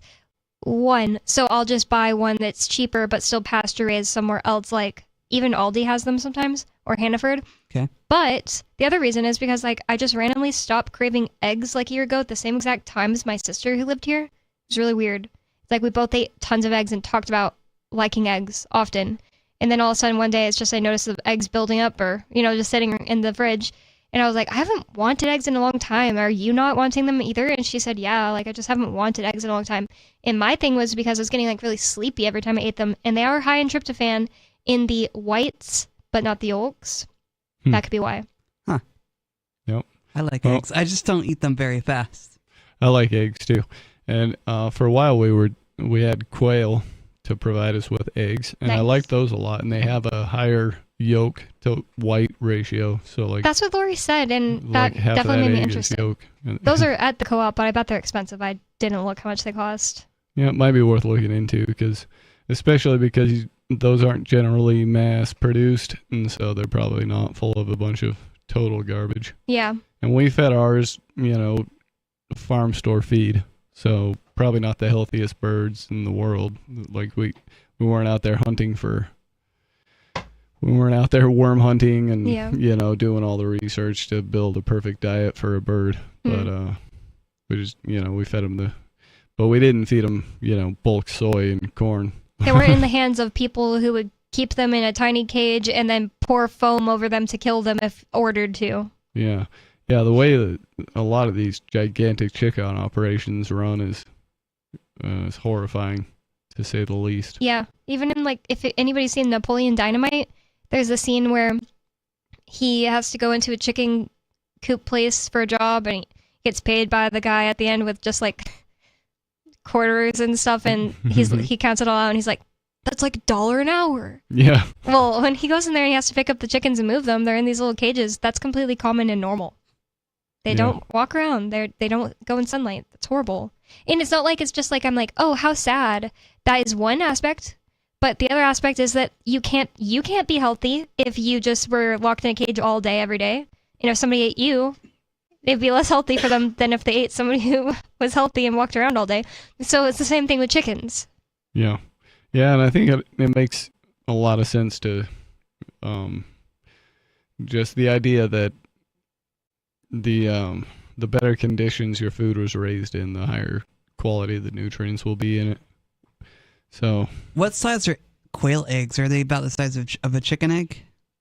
No, it's about 3 quail eggs to 1 chicken egg. Okay, so they're pretty small. Okay. Wait, yeah, they are pretty small. 30? No, 3. Oh, sorry. I was like the ones I have seen were not 30. Okay, yeah, sorry. 3 or 4. Yeah. And some of our eggs were jumbo, so maybe 2.5 of those. But it's on average it's about 3 quail eggs to 1 chicken egg. They're like those Easter eggs that you get the candy. I don't know what they are. Yeah. I don't like them, but. And they can totally be substituted for baking recipes. Just substitute straight out from chicken eggs to quail eggs. Nice. You just got to get the amounts right. I didn't think about that because that's one thing I use eggs for a lot right now is baking. Yep. And if you try to use duck eggs in baking, it doesn't work out right because the fat content is different and all of that. That makes sense. I know duck meat is a little fattier than the average chicken meat or turkey meat, so I can see that. I made a cake that included 9 eggs recently, not really recently, 2 months ago, and that thing just wouldn't go bad. Interesting. I ate it for a really long time. I ended up throwing this big chunk away because I was just it's just been too long. I see that you don't have mold on you, but I'm scared.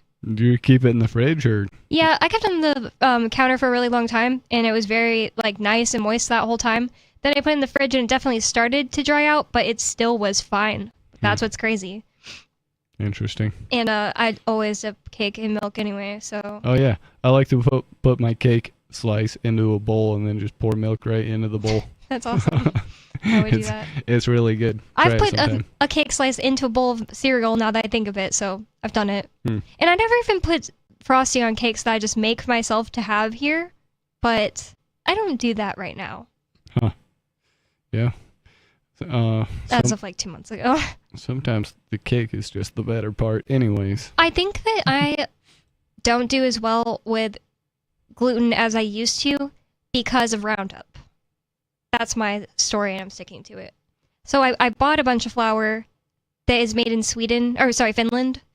And I had to order a minimum order. I have a giant box of it, but I haven't started using it yet. So when I use that, I will update if the glyphosate-free flour makes me feel better. But right now, I'm actually avoiding it. It's so sad. Yep.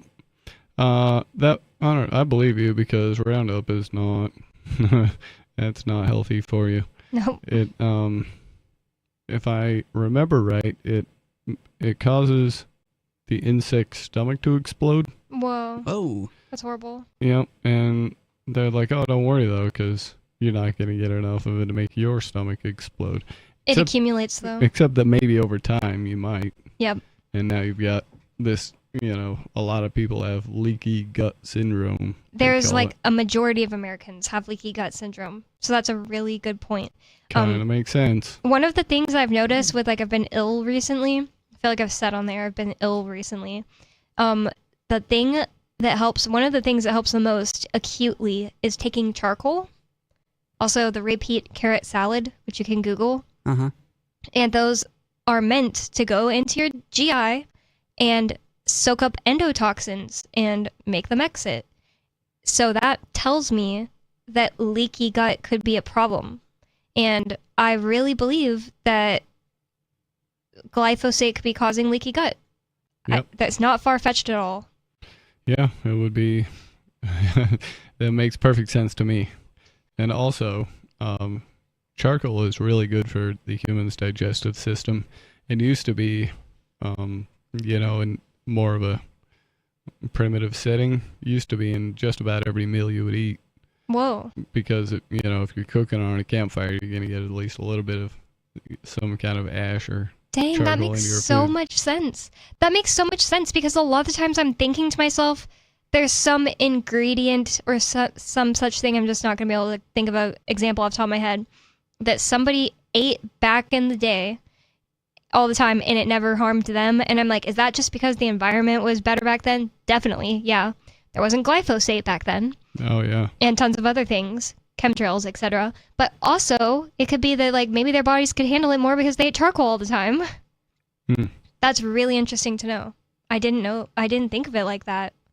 Yep. I actually had the majority of my meals cooked on a campfire for about a 2.5 month segment of my life. Really? And yeah, I was a young man at the time, so I didn't notice a lot of difference in, how I felt from the diet change, but... Right. I get that. And also, I went from, normal city living to hiking every day during that 2.5 months. It was a wilderness program for... wayward youth or something. So were you were a wayward youth, were you? I was a bit of a troublemaker. Okay. I like to think for myself, and I didn't always want to listen, and sometimes I wanted to try and get myself in trouble. Yeah, I can understand that. And it was, for me, it was never about I never wanted to cause anybody any problems. I just wanted to make my own decisions. Yeah. Anyways. So, does the charcoal, come from, burning wood? Yeah. Interesting. So, yeah, when in the bottom of a campfire, you look down on those coals, you can see the little segmented chunks of coals. If you cool those down, that's charcoal. And, one time during that wilderness camp, some kids ate a plant called datura, also known as gypsum weed. Oh, no. That's really bad. And they were very high on it. Oh, my God. And one of them, I can imagine so. And one of them was, it got pretty scary to where, he might seize up and die in front of us.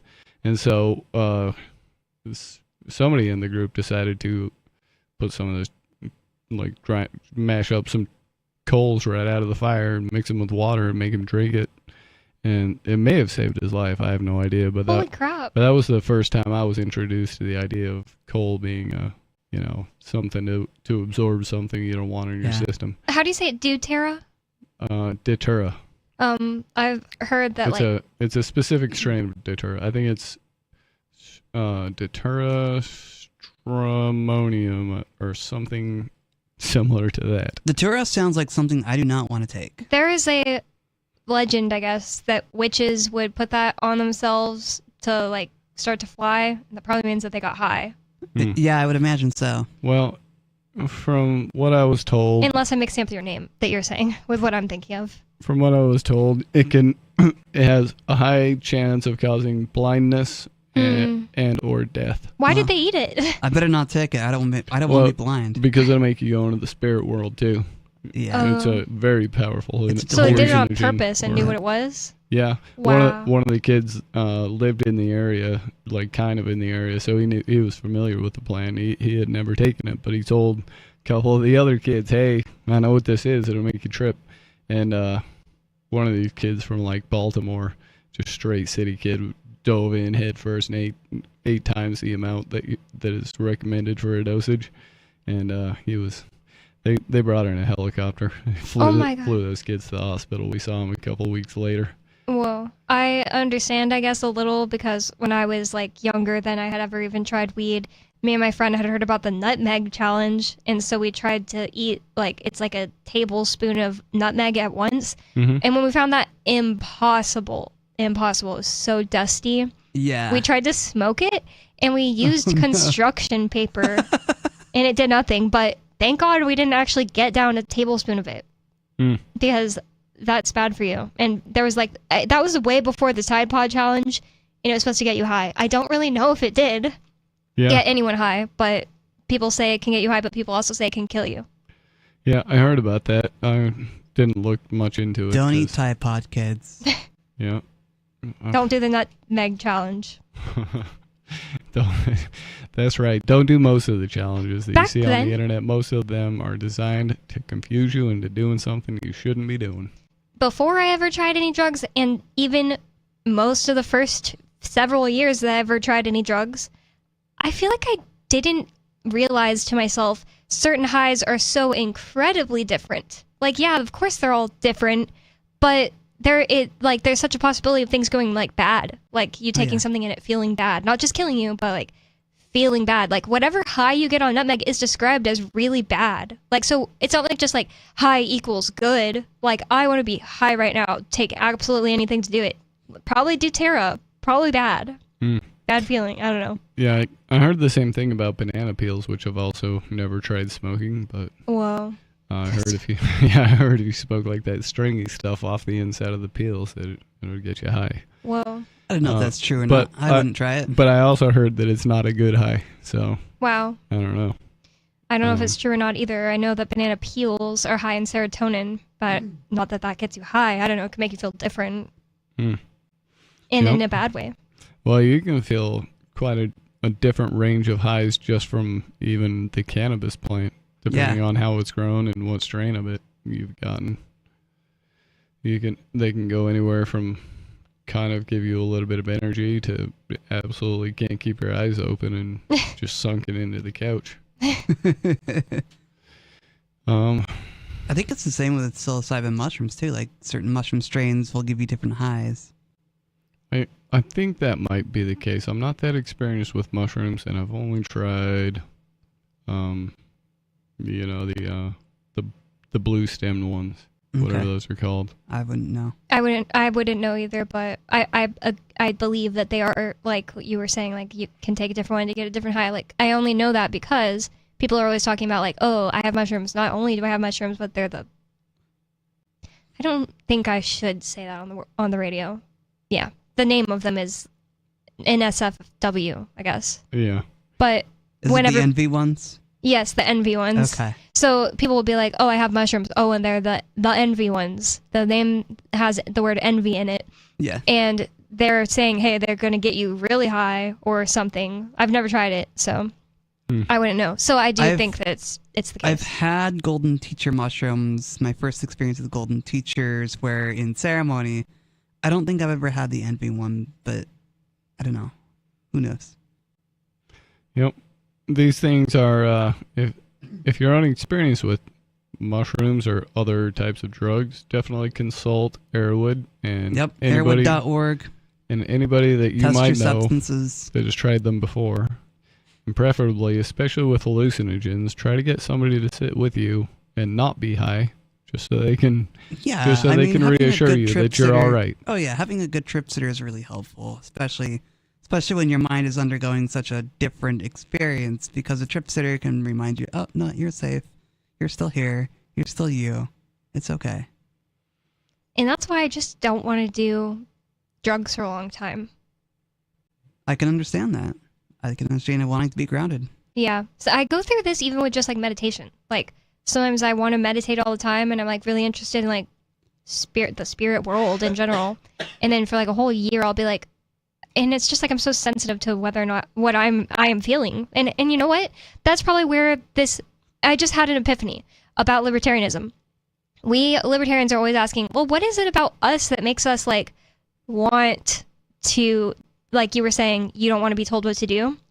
Why are so many people fine with being told what to do? Why are we different? Sometimes it's me. I'm the only one in my whole family that's that way. Mm-hmm. I've wondered that a lot too. I guess my family's not that much different than me, but I'm the only libertarian. Yeah, I think I have an opinion on that. And well, wait, I didn't actually say what mine was. I was going to say, I was saying like, oh, I realized I didn't want to eat eggs, so I stopped eating them. I think some people might be like, what am I feeling? Oh, I don't know. Continues to do what I do every day because I can't put that feeling and then realize what is causing it. Maybe we're just more sensitive to like our feelings, quote unquote. But what I mean is like sensations acting on us and realizing where it's coming from. Because most people are not sensitive to that. And it could have seriously have a health beginning. The beginning reason why we could be more sensitive to that could have something to do with our environment. Maybe we didn't grow up in houses with mold. I don't know. I just made that up, Could be. And then from then on, you're more sensitive to the sensation you feel when you're told what to do, while other people are just like, don't really know. They aren't sensitive to it. They feel bad, but they don't know why they feel bad. Yeah. What's your theory, Riley? I think my theory is along those same lines, but I think that also we don't like to be told what to do because it feels like we're losing autonomy when someone tells us what to do. We like our autonomy. We like knowing who we are.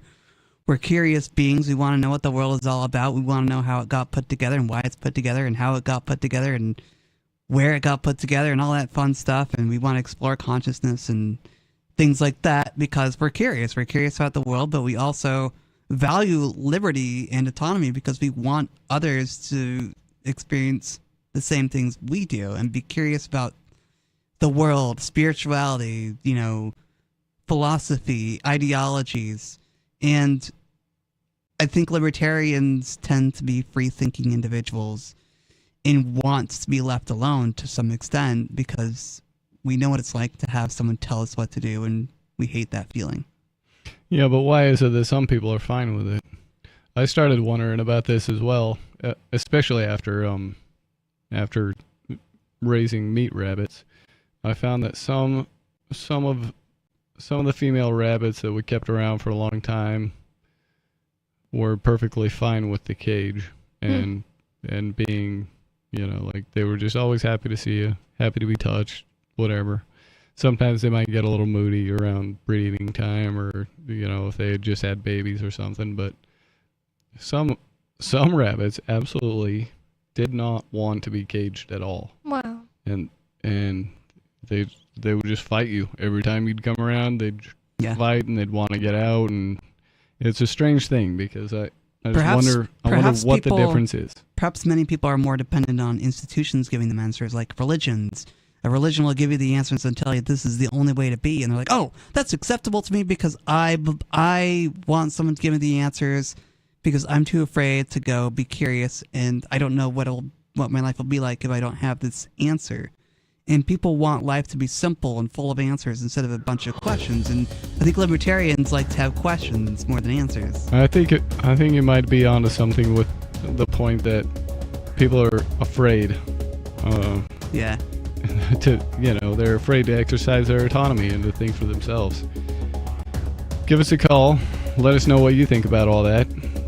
The phone number here is 603-283-6160. It's Free Talk Live.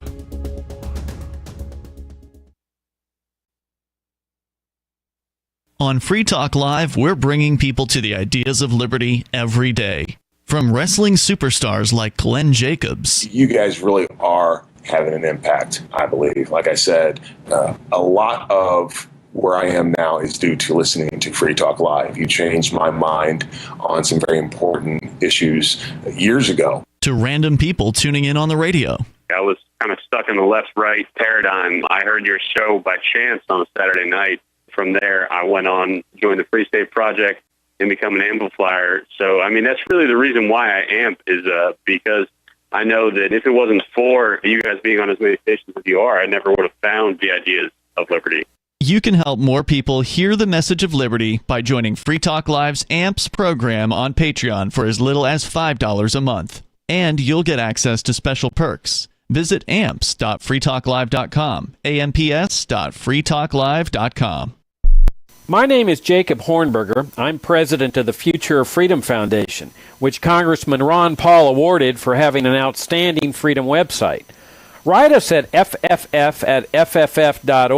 and we'll send you a free 3-month subscription to our monthly journal of libertarian essays and our booklet, Economic Liberty in the Constitution, which George Mason University economics professor Walter Williams praised in a recent column. That's fff@fff.org. What if you want to hear the latest episode of Free Talk Live, but all you have is your phone, you forgot to download our archive, and you have no data connection? You can call our Listen line at 641-793-0191. That's a long-distance number, so you may incur charges. If not, listen as long as you want. 641-793-0191. The Free Talk Live Listen line, 641-793-0191. You're listening to the live edition of Free Talk Live. Hour number 3 is next after the news here on the Liberty Radio Network at LRN.FM. From Feature Story News in Washington, I'm Nick Harper. This week, European leaders from France, the UK and Ukraine came to the White House for meetings with US President Donald Trump, aiming at trying to resolve the war in Ukraine and win support for Kiev. It culminated in a disastrous Oval Office encounter between President Trump and the Ukrainian leader Volodymyr Zelensky, with the meeting descending into a shouting match. The planned signing of a rare earths deal was scrapped, and the Ukrainian delegation was ordered out of the White House, with President Trump claiming Zelensky was not ready for peace. FSN's Benji Hire was watching the Oval Office meeting. The Oval Office reduced to a TV studio. Volodymyr Zelensky berated in an extraordinary breakdown of diplomacy. You're gambling with the lives of millions of people. You're gambling with World War III. You're gambling with World War III. You're not winning. You're not winning this. Raised voices, pointed fingers, Donald Trump and his Vice President J.D. Vance accusing the Ukrainian president of being ungrateful and disrespectful as he tried cautioning them about trusting Russia's leader Vladimir Putin. The proposed pact between the US and Ukraine, surely no longer. This week of transatlantic diplomacy going up in smoke. Benji Hire, Washington. This week, the US president confirmed 25% tariffs on Canada and Mexico would start from March the 4th, with an extra 10% duty on Chinese goods. Beijing threatened to hit back, accusing the White House of shifting the blame and taking steps to destabilise global supply chains. FSN's Laura Westbrook sent this report from Hong Kong. The fresh tariffs are in retaliation for China's alleged role in the flow of the drug fentanyl into America and would coincide with the start of China's annual parliamentary meetings on March 4th.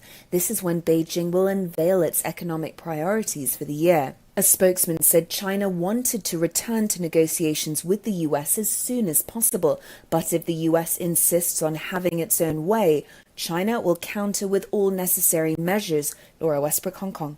Hamas and Israel completed the final exchange of hostages and prisoners as part of the Gaza ceasefire deal's Phase 1. However, future cooperation remained in doubt. FSN's Giles Gibson is in Tel Aviv. This last exchange took place in the middle of the night with no public ceremony or staging as seen in previous rounds.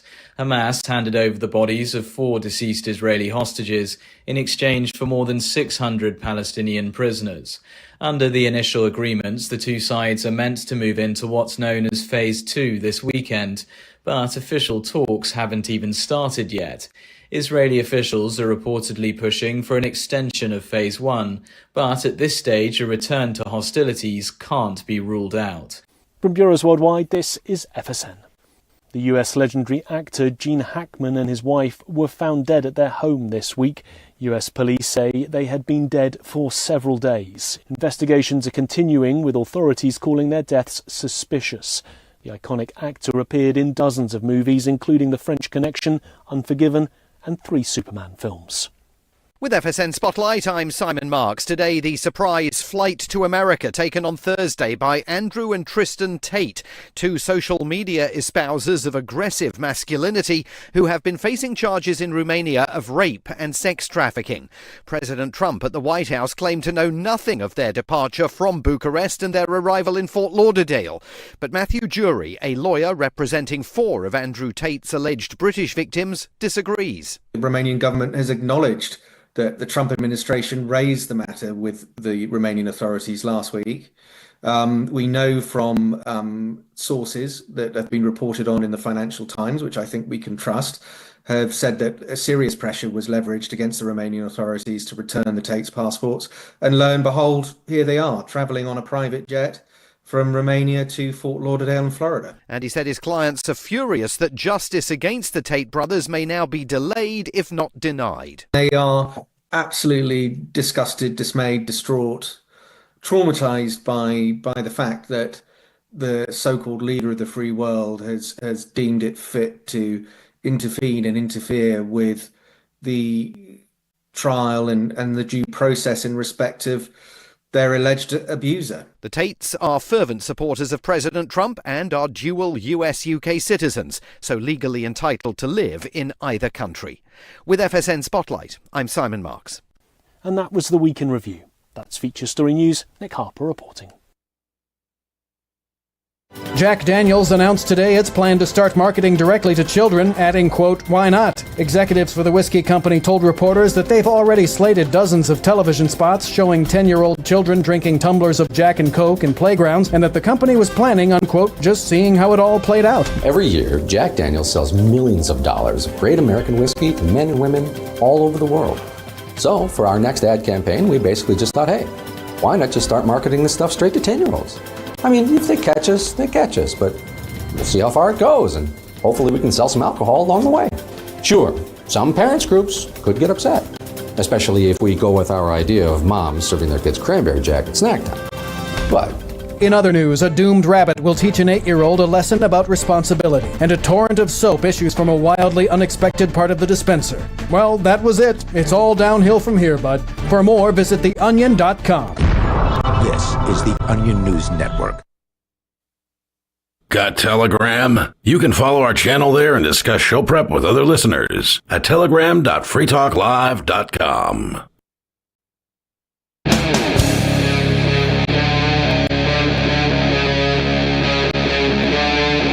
Free Talk Live.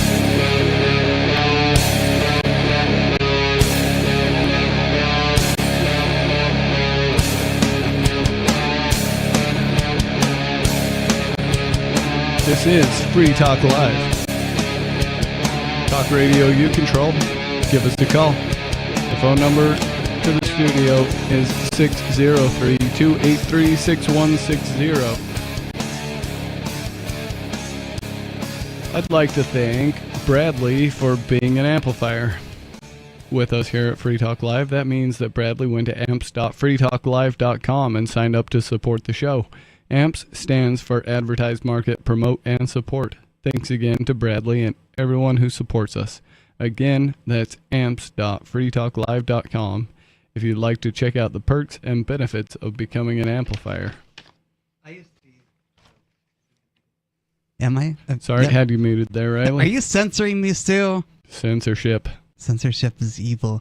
But I was just going to say that I've been an amplifier for Free Talk Live at one point, and then I started doing the digest and support the show. So I would recommend supporting the show. We do 3 hours. We do weekend shows now, but we've done shows 7 days a week. And for now, we're doing, weekend shows. But, please support Free Talk Live. If our mission of talking about peace and liberty and all the topics we talk about on air is important to us, if our mission is important to us, please support us. Yep, it's important to support the things that you like to see in the world. It is. Otherwise, they just kind of go away. It's one of the problems with open source projects, which I love very much. They have a hard time getting funding, so a lot of times what comes out of them is total garbage. But in the studio tonight, it's Stu, Riley, and Bonnie. And I kind of want to talk about vaccinating bees. You guys know anything about vaccinating bees? I knew that some animals were vaccinated, but I didn't know people were going to try and vaccinate bees. I didn't know that either, and that's really scary because there's already a bee shortage, and those things are really important for pollinating plants and for the food supply, so messing with that seems unwise. Yeah, really important, I think, is an understatement. They're responsible for 75% of fertilization in human food production. So My mom in Alabama sent me a picture today and said the bees are already out pollinating in her grass. I was like, wow, we were happy today that it got to 49. Yeah. Yep, bees are wonderful, amazing little animals. They are. And they've decided that in order to protect them from a disease, which I've forgotten the name of, somebody in 2023 developed a vaccination that they can feed to queen bees, and it basically makes all the offspring vaccinated as well. Last year I saw a queen bee getting like fertilized or whatever on my steps to my backyard, and I don't know why she was there. I assume that they only do that in nests, but I googled pictures of queen bees because I was like, this is a large bee underneath a smaller bee. What the heck is going on here? And yeah, that was happening on my back porch. I was like, that had to be some kind of a sign. I should have googled like sign of seeing a queen bee having sex on your back porch, because that's never happened before. I've never seen a queen bee before then, actually. Yeah, I would think they would, do their thing in the hive too. But I actually don't know not. that. I guess I could be wrong and that they leave the hive to do it. I don't know, but I didn't expect to see that, I guess is the right word. Or it could be a new queen from a new hive. And I also love honey, so that's another thing that would be gone if bees were gone. I love honey too. Do you have a favorite variety of honey that you like, Bonnie? Every time I buy honey, it's like different, but there was this one I had for a long time that said it was wildflower honey, but I could actually taste clover, and I loved that because I love the smell of clovers, but I don't know if I could find it again. I'm glad we're talking about honey because a while ago, I think it was like 2012, 2013, I read a book called Honeybees, Letters from the Hive, and the author of the book, I think his name is Stephen Buckman, wrote about, what beekeeping was like, and, how bees communicate with each other by dancing. And then one of the chapters of his book was devoted to different varieties of honey from around the world. And that's where I got my love for experiencing different types of honey, like clover honey and buckwheat honey and Scottish bellheather honey. I always heard of clover honey, but that was the only bottle I've ever had where I could like smell it and be like, wow, that smells like and tastes like clovers. Yeah.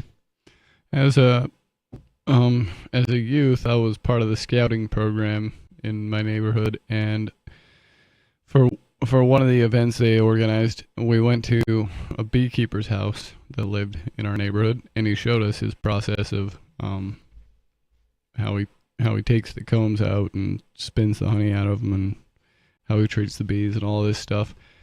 And I've heard stories from several different beekeepers and whatnot on podcasts and here and there, and it seems to me that people who keep bees tend to be more spiritual than the average person. And I don't know if a more spiritual person is attracted to keeping bees or if the bees do something to you spiritually. Wow, that's awesome. What do you mean by a more spiritual person? I just mean people who keep bees talk about spiritual things, spiritual matters more than most people would, I think. It always it blows my mind when I see the pictures of them letting a whole bunch of bees get on their arm. Yeah. You gotta be calm at least for that. I'd be like, even if I was told it's gonna be fine, Bonnie. No, I just couldn't make myself do that. Yeah, it's gotta be a challenge. Yeah, I'm a little bit a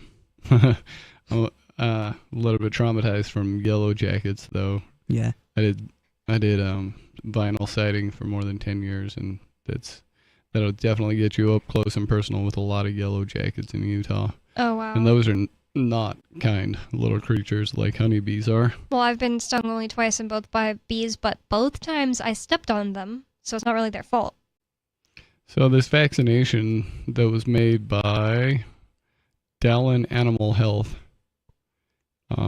looks like they came up with it in 2023, and they started using it long enough to find out that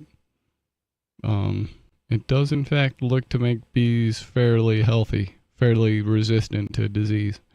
It says from April 2022 to April 2023, U.S. beekeepers lost an estimated 48% of their colonies. So that's kind of that's a high loss margin. And they're blaming it on something called foul brood disease. And I wonder if it just has to do with the general practices of beekeeping, if they're doing something that's not congruent with the bees' natural order of things, and that's what's causing what they call colony collapse. Or that's entirely possible. Yeah, I've heard some. One of the things I've heard discussed about keeping bees is putting certain minerals near the entrance to their hive in order to allow themselves to electromagnetically reorient themselves. Oh, and interesting. And so, and I don't know how much validity there is to it, but it's one idea that's certainly not in the mainstream of keeping bees. And so, are you saying the keeper would put it there? Yeah, they put like a piece of shungite or something near the entrance, so the bees you'd notice the bees crawling around on it when they get back, and then again right before they'd leave. And he had a theory that it was helping them. Wow. That their navigation systems are electromagnetic, and so when they're able to ground themselves on certain minerals, they have a better ability to remember where they're going and how to get back. Wow. Well, I've totally believed that is possible, because bees can be really far away, find some flower source, and then go back to the colony and explain to them, hey, there's like flowers over here and pollen over here, let's go. And then they can all fly together over there. And so that tells me that they have some kind of weird spatial awareness, some kind of system we can't see for being able to talk about spatial ideas with each other. Yeah. And what was I going to say about that? Oh yeah. One thing that blew my mind last year was Arya's cats. I watched them for while she was in prison, and they mostly lived in the basement while they were here, because the only time they peed outside their litter box, it seemed impossible. I was really good at telling them, like, you just aren't allowed on counters, and they weren't used to that, but they learned it. Like, I would like go over and gently push them off and say, no, like, you can't be on the tabletops and counters. So they learned that they weren't allowed to be on those things, especially if I was around. Like, I'm sure they're cats. They might have done it when I wasn't around. But one thing was they never peed up here in the, like, non-basement part of the house, except twice. And both times they climbed and then had to walk across to get to this area and purposely go pee on an organite little thing I made. And it is where I held Ian's ring for a long time. And I was like, the first time it happened, I was just like, ew, what the heck? The cat got on the counter when I wasn't, like, watching it and went to pee in this very specific place. That really sucks. And then the second time it happened, my mind was, like, blown. And then the craziest thing is I have an organite on a window upstairs, and it's a pyramid. I actually didn't even make it, so it's different material. Well, made by someone else. And Coconut has never peed on the bed, and he rarely pees inside. Like, he does from time to time if I'm, like, neglectful for a day, or I don't know, he's in a bad mood or something, but he's really not that bad about it. It's like once every few months or something. He stood on the bed to pee on that organite in the windowsill. Yeah, that's really weird. What the heck does that mean? It's really strange. I don't know. I just feel like there's something that the animals can sense about that stuff. Yep. Well, even with like, animals have been known to detect oncoming earthquakes or other, when major wildlife weather starts events acting strange, far watch for before earthquakes. humans are able to detect anything.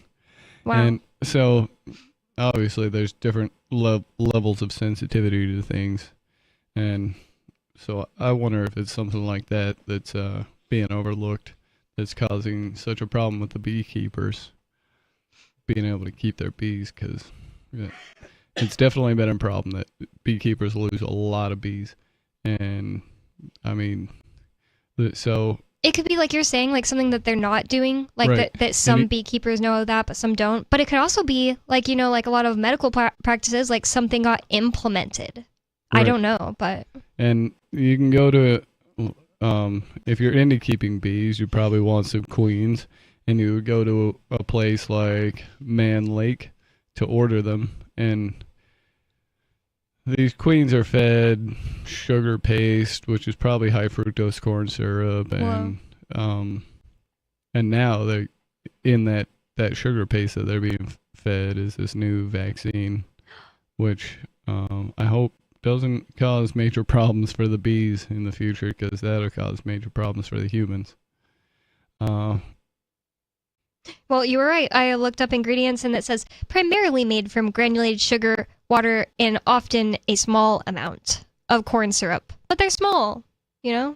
Yeah, I'm sure the bees don't appreciate that at all. I bet at some point they tried just straight corn syrup. Yeah, and this is just Google AI's quick answer, so.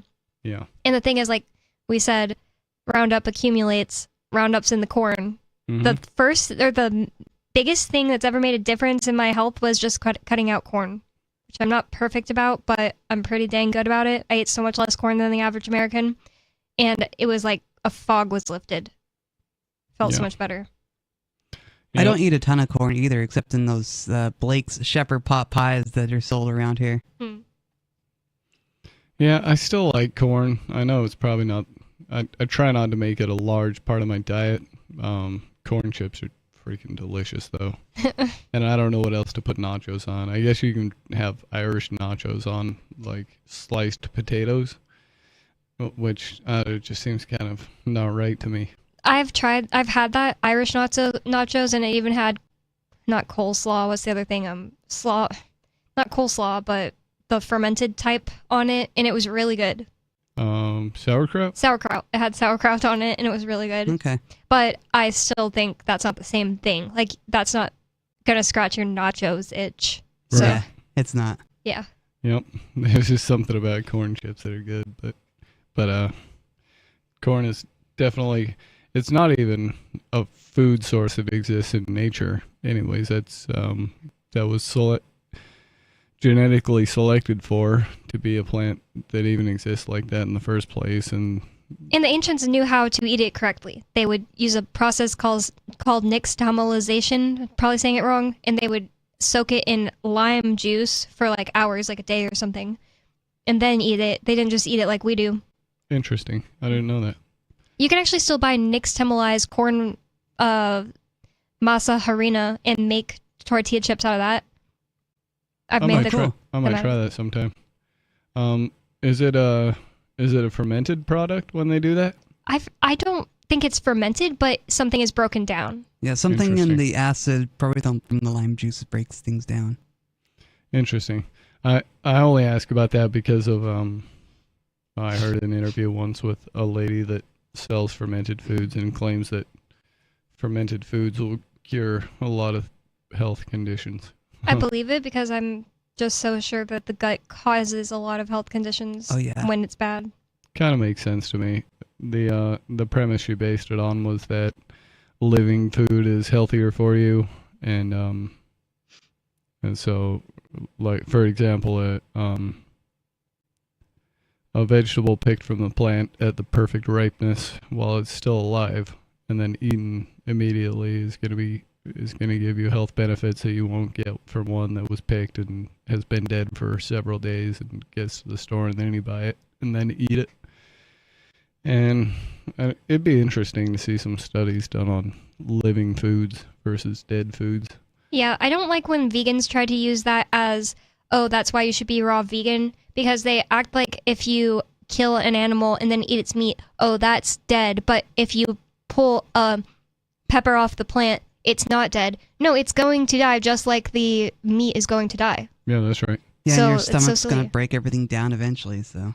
Yeah, that's actually a really good point. Is it better to buy like a live fish and eat it and let it die in your stomach acid? Like, does the place it dies matter the most to these vegans? Because they're killing every time they eat, whether they like it or not. Yeah. Even if it's field mice in the soy fields or whatever fields they're eating.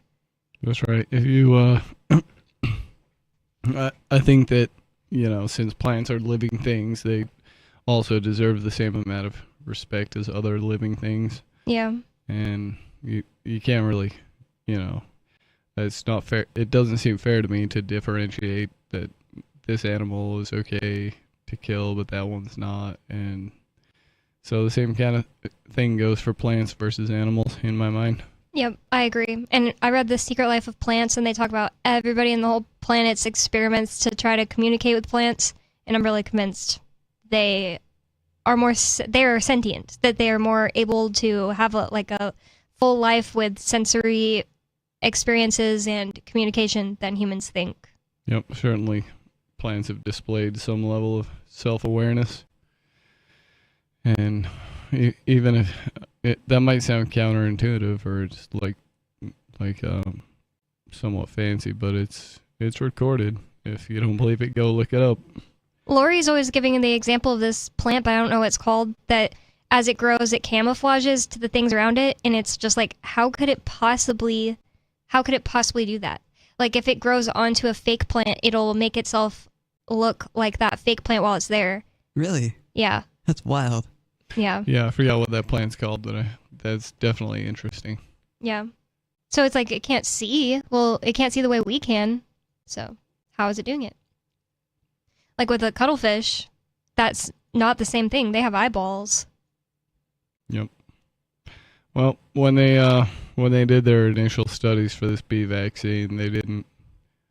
I don't know. They used too sterile of a control environment, so there wasn't enough disease going around in the tested group to get a good idea of how it works. But now that it's been, a different article I read earlier today said that now that it's been used for a little while, it does seem to make healthier bees that are resistant to more than just the thing the foul brood disease, which they were initially trying to protect them from. Even if they right now think that they make more healthy bees, that doesn't mean there's not some long-term risk that we don't know about that's actually affecting things now. Especially when you go making an immunization that's meant to be passed down through the offspring, that could easily get out of hand and wreck an entire species. It's only existed for 2 years, and like they said, the study was too sterile, and that's why clinical studies are more important to scientists than in vivo studies, because they don't matter as much, because you could do anything in a lab. You can make any environment around your cell or whatever that you're testing on, or your rat that you're testing on, but in the real world there's more variation. Oh yeah. And I think they had to prove a certain amount of this won't get out and destroy everything in order to get their government approval, but they did get one. So this is now, if you go buy queen bees, they will have eaten this this new vaccine from Dallin. What are they called? Dallin Health? Yeah, Dallin Animal Health. Okay. I wonder if anybody is studying people who've gotten stung by these bees versus people who got stung in the early 2000s, like me. Like, if there's any study on that, like, could it possibly hurt you? If they can give it down to their offspring, could they give it to you in your venom, their venom? That's an interesting aspect I hadn't even thought about. Some people cannot handle a bee sting and will absolutely die if they get stung. That's a good point, too. Yeah. So maybe, yeah, that could alter the venom makeup enough that they become more dangerous to humans in that aspect. That would certainly be an interesting twist to this. I remember the Asian bee hornets or whatever at the beginning of 2020 that they were trying to scare us about. Yeah, they certainly pushed the fear on that one real hard.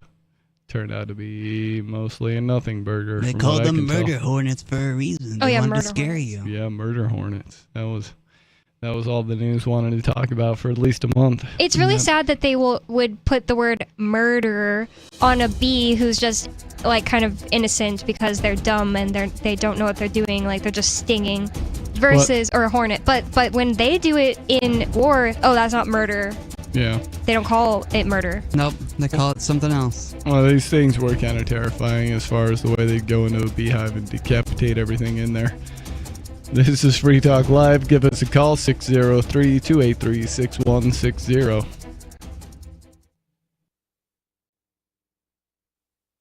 Join liberty-minded voluntarists, anarchists, and libertarians from June 13th through the 16th for the 8th annual Fork Fest at Rogers Campground in the beautiful White Mountains of New Hampshire. Fork Fest is a fork of the Porcupine Freedom Festival, which has sold out in recent years. Fork Fest happens the weekend before the Porcupine Freedom Festival. Fork Fest is decentralized, which means that there's no ticket cost and no one is in charge. All you have to do to join the fun is reserve your camping site, RV site, or motel room with Rogers Campground for June 13th through the 16th.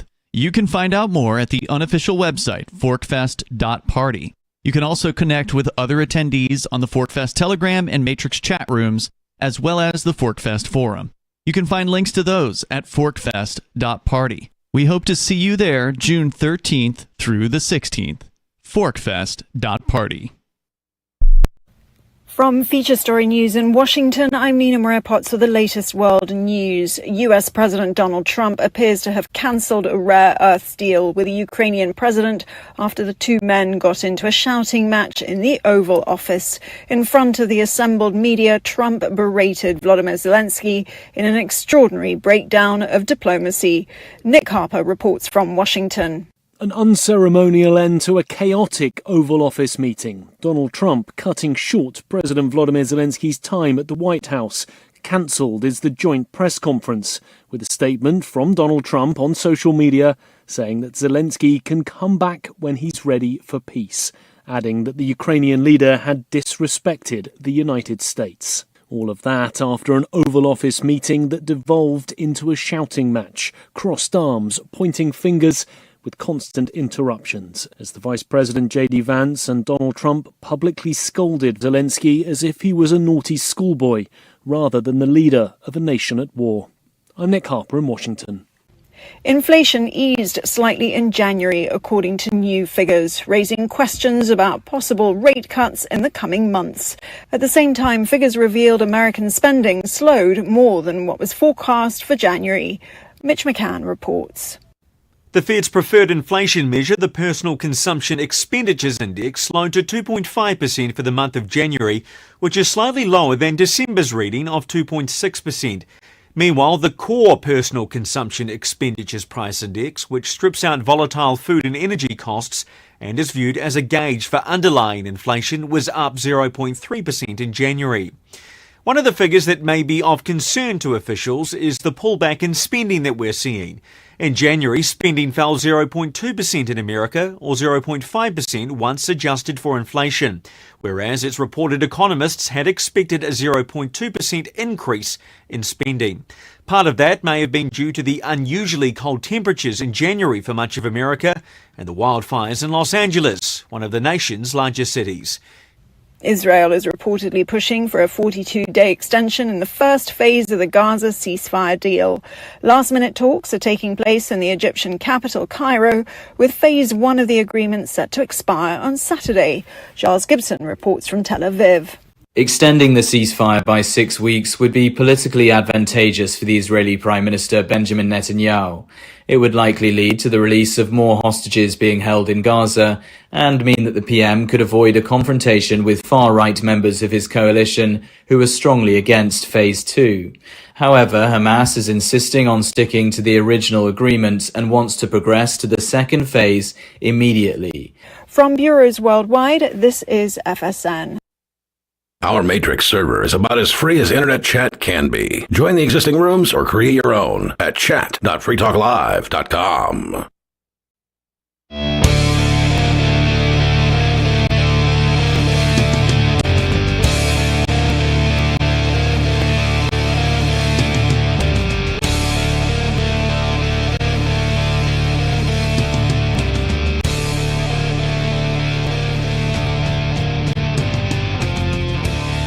This is Free Talk Live. Talk radio you control. give us a call. The phone number here is 603-283-6160. Let us know what's on your mind.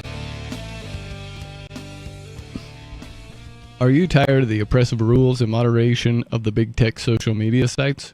Our Mastodon server at social.freetalklive.com can set you free. Mastodon is free, open source, decentralized, and federated. Multiple apps are available for iOS, Android, Windows, Mac, and Linux. Social.freetalklive.com. In the studio tonight, it's Stu. Riley. And Bonnie. And Bonnie brought in a story about more than 1,000 people being falsely imprisoned. Yeah, it looks like somebody reposted this to a different site, and so it's on criminallegalnews.org. But I swear, that's because their site for us is Criminal Legal News, but their site for prison is Prison Legal News. Oh no, they just have two. They have Criminal Legal News and Prison Legal News, and Ian reads these, so he sent me the story. And it's really cool. They do this thing, and they're like a nonprofit, and they send news to news and helpful things, like legal helpful things, to prisons. So that's pretty cool. General distribution. Yep. That's awesome. So the headline is, Colorado Bureau of Investigation admits over 1,000 cases affected by DNA test misconduct. So the Colorado Bureau of Investigation announced that more than 1,000 cases could be affected by the systematic deletion and falsification of data by forensic scientist Yvonne Missy Woods. Woods was apparently allowed to work under a cloud of suspicion for quite some time. In 2014, a coworker formally reported concerns about her work to a team leader, and in 2018, Woods was formally accused of manipulating data. She was reinstated after a months-long administration leave. I guess they hadn't figured it out yet, but... Yeah. I saw somewhere she was charged with more than 100 felonies. Well, oh my goodness. It says, according to the Colorado ACLU and the Corey Wise Innocence Project, the CBI, so California Bureau of Investigation, lab that employed Woods was non-compliant with federal regulations for many years, which allowed this kind of systemic manipulation and misreporting to occur. While an independent audit has been initiated, the audit will only focus on the period from 2022 to 2024 and will be reported directly to CBI executives, possibly compromising its independence and transparency, according to critics.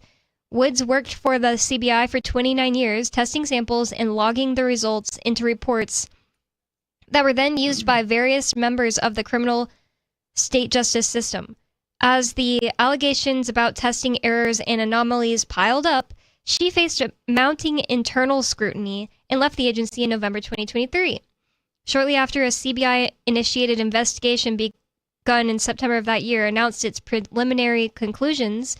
Woods had been tampering with DNA tests by omitting and deleting certain results and had misreported material facts used in multiple criminal investigations.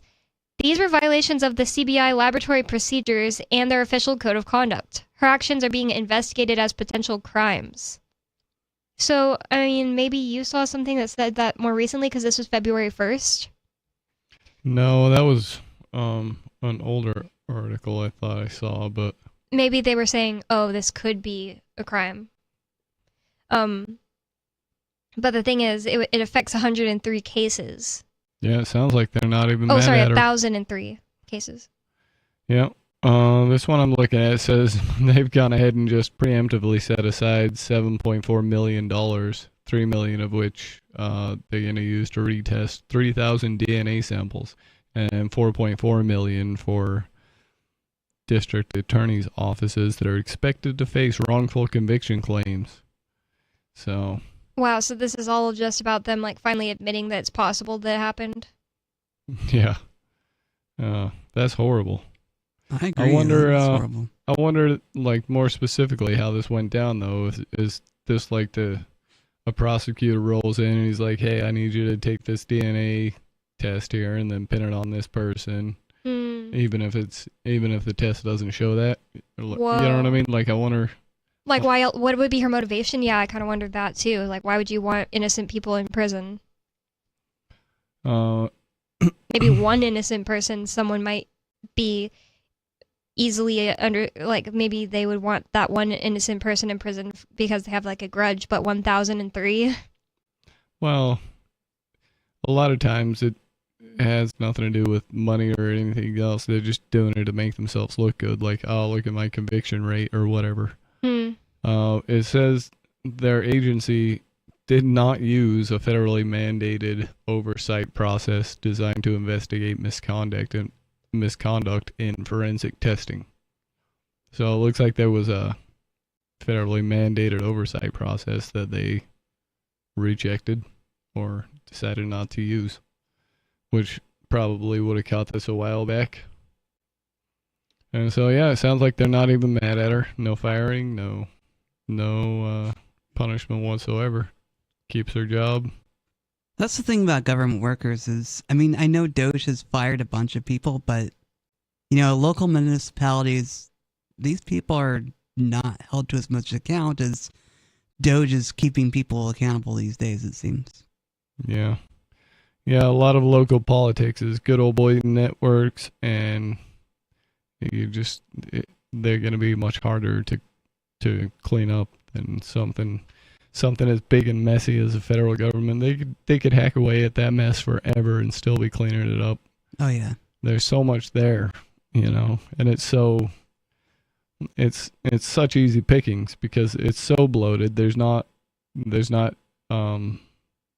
someone there to protect you anymore. Whereas like with this lady, she got all her local cronies, and you know, she's probably friends with everybody in the justice system there, so the Just Us system. Yeah. And therefore gets to keep her job and no penalty for throwing innocent people into prison. That's horrible. It says that on December 17th, the CBI announced that the comprehensive review of all the cases involving the nearly 30-year career of Woods has been completed, and that at this point, 1,300 cases have been impacted. And that doesn't mean 1,003.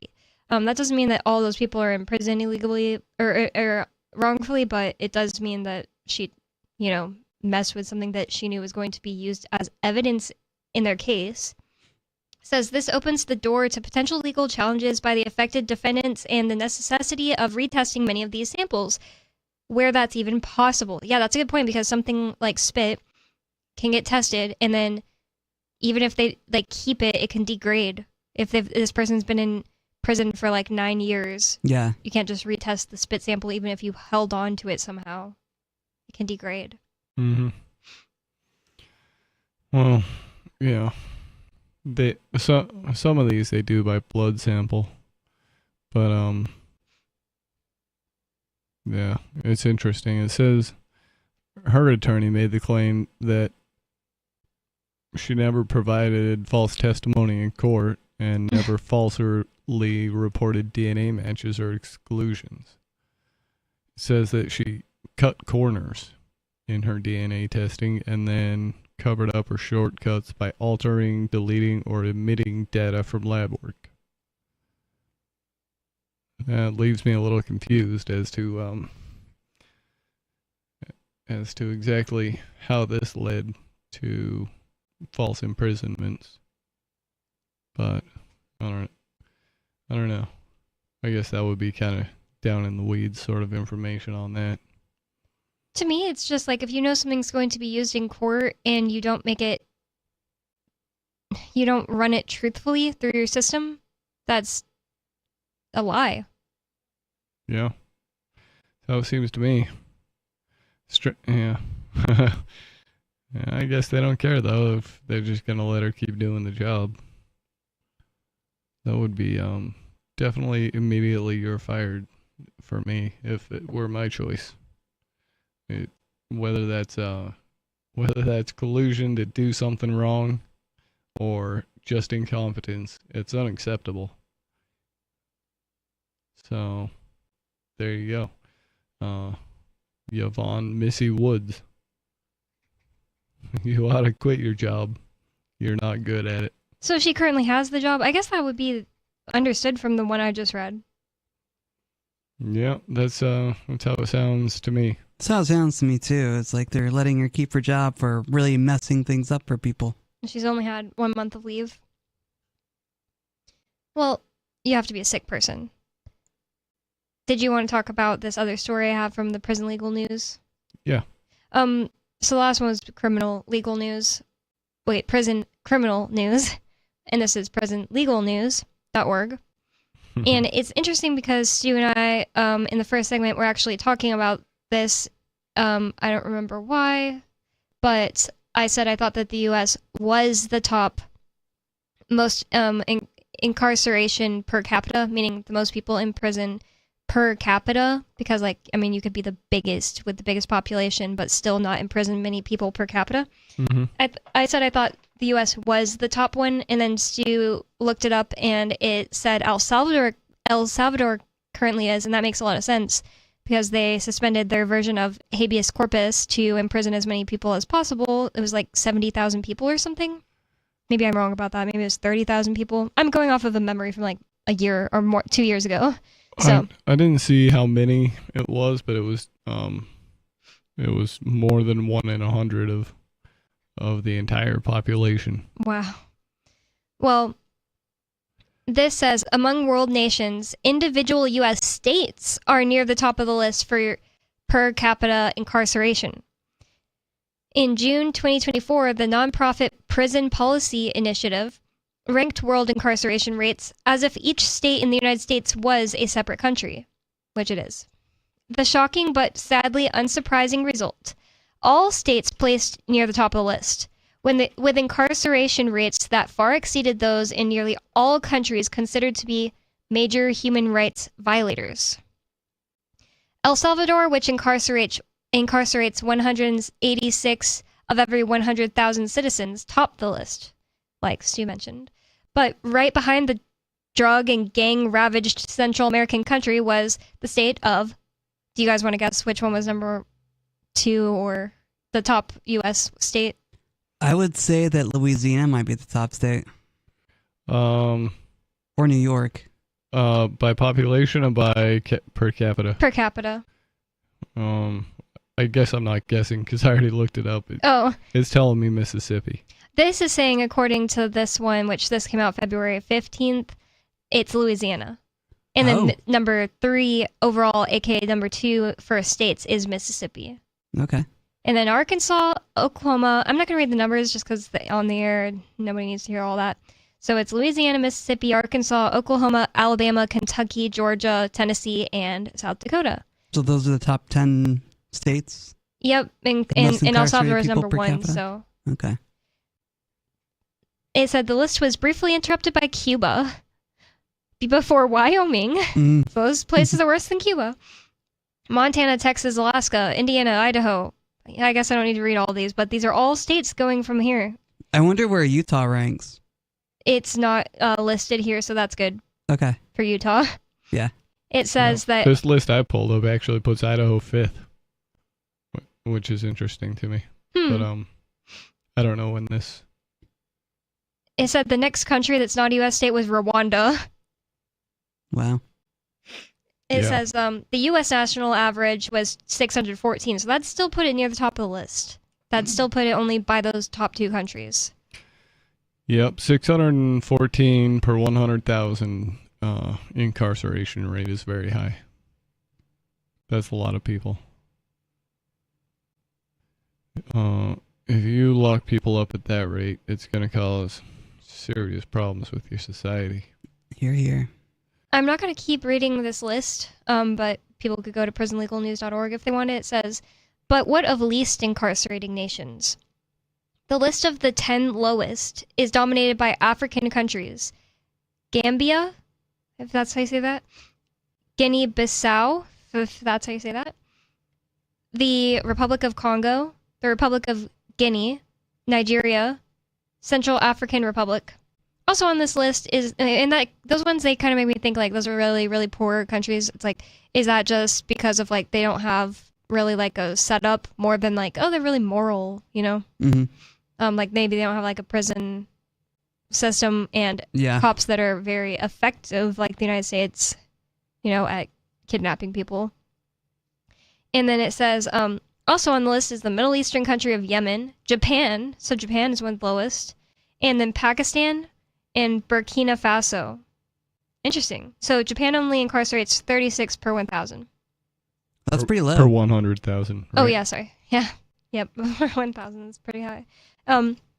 It is dangerous to infer respect for human rights from a low incarceration rate. And good that they said that. That's what I was basically saying. Which might just signal a proclivity for frequent and rapid executions. Oh, I didn't think of it like that. Mm-hmm. So if you execute people as soon as you pick them up instead of keeping them incarcerated, then yeah, your incarceration rate will be lower.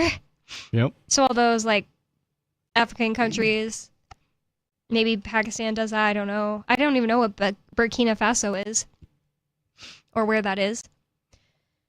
It says, though that certainly isn't true of Japan because the country has no death penalty. Wow, so they're one of the lowest incarceration rates, which would tell me that they're one of the lowest people breaking the laws countries, and they don't have a death penalty. So what's the excuse for having a death penalty? They say, oh, it will keep people from doing bad things. I don't believe that if you're about to murder, you're sitting there thinking about the consequences. Yeah, the types of crimes that would carry a death penalty are not deterrable by the threat of a death penalty. Oh, of course not. I mean, I think within the last 5 years alone, I've heard from, the Mormon part of the world where there have been some cases of severe abuse and even murder where I don't think they were even thinking about the death penalty. On a side note, on topic, I looked up New Hampshire's incarceration rate. It looks like it's about half that of some of these higher states. It's 328 per 100,000 people, which is higher than most democratic countries. But it's much lower than for the average of U.S. states. Yeah. It's pretty low. Now, if we figured out how often they pull people over, it'd probably be like number one. Not really. Number one would probably be something like Louisiana, but seriously, the amount that they pull people over here is insane. It's just they let you go with a warning a lot of the time. Yeah, I got pulled over in Utah a lot more than I get pulled over here. It wouldn't be fair for me to compare the same thing because I lived in the middle of absolute nowhere. I've only been pulled over once in Utah in 5 years. I'd say 4 years of that was driving, now that I think of it. Right. Yeah. And the Salt Lake Valley is split up into like 20 different cities, and each one of them has their own police. And so some cities are definitely worse than others. Like West Jordan, cops are out of control, fully militarized, and just they got nothing to do and way too many toys. They'll pull you over every time. They'll just, if they think you look wrong, they'll pull you over. Wow. That's really sad. That's a literally real thing. In New Hampshire, there was this whole story written about the fact that it was found out that cops were pulling people over at a higher rate when they were like a minority. And one of the cops said that if somebody looks at them while they're driving, that will be a reason for them to start following because they think, oh, why'd you look at me? I'm a cop. Are you worried? So they'll start following. Yeah. And of course, I think they thought they were saving their butt. They're like, no, it wasn't because he's Mexican. It's because he looked at me. But no, that's not really saving your butt. You are literally admitting that if somebody looks at you wrong, that you'll start suspecting them of a crime. And that's not how America is supposed to work. Yeah, looking at a cop should not be justification for a pullover. Definitely not justification for a pullover, but I don't even think it should be justification for getting followed by a cop. For any type of harassment. Suspicion. Yeah. And getting pulled over is harassment. It wastes your time. It's absolutely harassment. It disrupts your day. Yep. Yeah, nobody wants to be pulled over. And even if people think it's right, they're still annoyed about it. Yep, and people are constantly saying when I talk about how bad New Hampshire is for cops pulling over for speeding, etc. And the thing is, right now, I drive all the time in New Hampshire and often in Massachusetts. because Ian is there, and I notice a huge difference. There are fewer cops driving around, and you're less likely to get pulled over. The only time in this travel to go see Ian for last year and several months, well, okay, only a little bit less than a year that he's been in Massachusetts. I've only been pulled over once, and it was by a cop in New Hampshire. Huh. But still, just every time I've been pulled over, the whole time I've lived here, has probably been like 5 times in 4 years. And I don't know, that's a lot for me. Other than that, the only one and only time I ever got pulled over before that was Utah in Tooele. I never got pulled over in Texas, and I drove the most. I did Uber Eats there. So I don't really know what that was. If I just got lucky, it was San Antonio mostly. New Hampshire's bad, but the thing is, whenever I talk about this, whenever I say New Hampshire has horrible pullover rates, people always say, yeah, but they usually let you go with a warning a lot more. And it's just like, that's not an excuse. It's not that the ticket is the least of my concerns, because I'm not going to pay it, and I'm going to take it to court.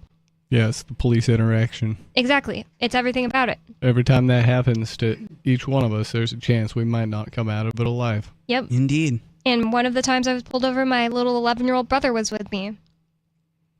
So there was a chance that my little 11-year-old brother didn't come out alive when I was just trying to drive. Yeah, I'm always much happier about it getting pulled over just myself as opposed to getting pulled over when I have people that I'm responsible for with me. I bet. It says that, it's Japan's low rate may simply reflect a cultural distaste for robbing citizens of their freedom or lack of faith in mass incarceration. Well, they're known to be smart, so. It says, still, some nations that are considered bad actors by the U.S. have much lower incarceration rates. Afghanistan, Syria, Angola, Hong Kong, Romania. I didn't know Romania was considered a bad actor, but I guess. Zimbabwe, Uganda, Serbia, China, Iraq, Albania, Venezuela, they were all sub 200.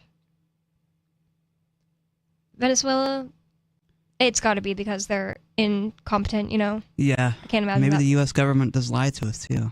Yep. It says, in every one, the share of citizens behind bars is lower than any U.S. state. All of those including Iran, but that one's over 200. Yeah, so more people are incarcerated per capita in New Hampshire than Iran, based on what we've learned today. It says, the report argued that the high U.S. rate reflected a simple but disturbing fact, that incarceration is the nation's default response to crime. Well, not just that, but they've made far too many things into crimes. That's a really good point. It says, indeed, 70% of U.S. convictions result in incarceration, far more than other developed nations with comparable crime rates. So not only is it a developed nation as well as the U.S., so you're comparing apples to apples there, but it's ones with comparable crime rates. The thing is, there is this concept called presuming innocence. It's not just presuming innocence, it's presuming innocence, but no, that's not the term I'm looking for. Sorry, it's the what that is part of. But anyways, it's being violated every time you get harmed by a person who's only supposed to be investigating that you did something wrong. When you get taken to prison before it's proven that you did anything wrong, your rights are being violated, and that should be accepted by every nation. It should be, but it's not. Yep, the presumption of innocence is a very fickle thing in the U.S. justice system. Thanks for listening. This has been Free Talk Live. We have some good news. The indictments against Ross Ulbricht in the District of Maryland were dismissed with prejudice, meaning they can never be refiled. This is especially good because those indictments contain the only charge ever made that Ross engaged in murder for hire. This was a serious allegation that Ross Ulbricht denies. It was never prosecuted or ruled on by a jury, but was trumpeted by the federal government and the media as if it were proven fact. The Maryland court held these indictments for almost 5 years, poisoning Ross's case and leaving him under a cloud of unproven allegations. allegations. As explained in Ross's appeal to the Supreme Court, the fact that the judge used these allegations to give Ross a draconian sentence of double life without parole violated his Sixth Amendment right to a jury trial. Judges are required to issue sentences based on convictions decided by a jury, not unproven allegations never even charged at trial. Although this is a positive development, the dropped indictment will not set Ross free. Now, a presidential pardon is Ross's only hope of freedom. Sign the petition at freeross.org. freeross.org. There are basically two types of advertising: direct response and branding. Radio's great for direct response with its low cost to listener ratio, but audio can't be beat for branding, which is a longer term endeavor. You want to be the first thing that someone thinks of when they think about your product or service. If you have a local business that you want kept top of mind in your community, call the station. If you need national reach, Free Talk Live's got around 200 radio stations, millions of monthly listening sessions, can suit all budgets, and if we don't think we're right for you, we'll tell you. Email me, mark@freetalklive.com. Tired of cancel culture? Sick of mega tech corporations holding an axe over your head? Join the LRN.FM Matrix chat server. It's self-hosted, so no one else can tell us what to do or say. Don't like the existing channels? You can make your own. You can even connect into some of our channels from other Matrix servers. It's federated. For the full LRN.FM Matrix experience, though, you should join our server via the step-by-step instructions at chat.lrn.fm. chat.lrn.fm. Coming up next after the news, Hour 1 of the latest episode of Free Talk Live, here at listen.freetalklive.com. From Feature Story News in Washington, I'm Nick Harper. This week, European leaders from France, the UK and Ukraine came to the White House for meetings with US President Donald Trump, aiming at trying to resolve the war in Ukraine and win support for Kiev. It culminated in a disastrous Oval Office encounter between President Trump and the Ukrainian leader Volodymyr Zelensky, with the meeting descending into a shouting match.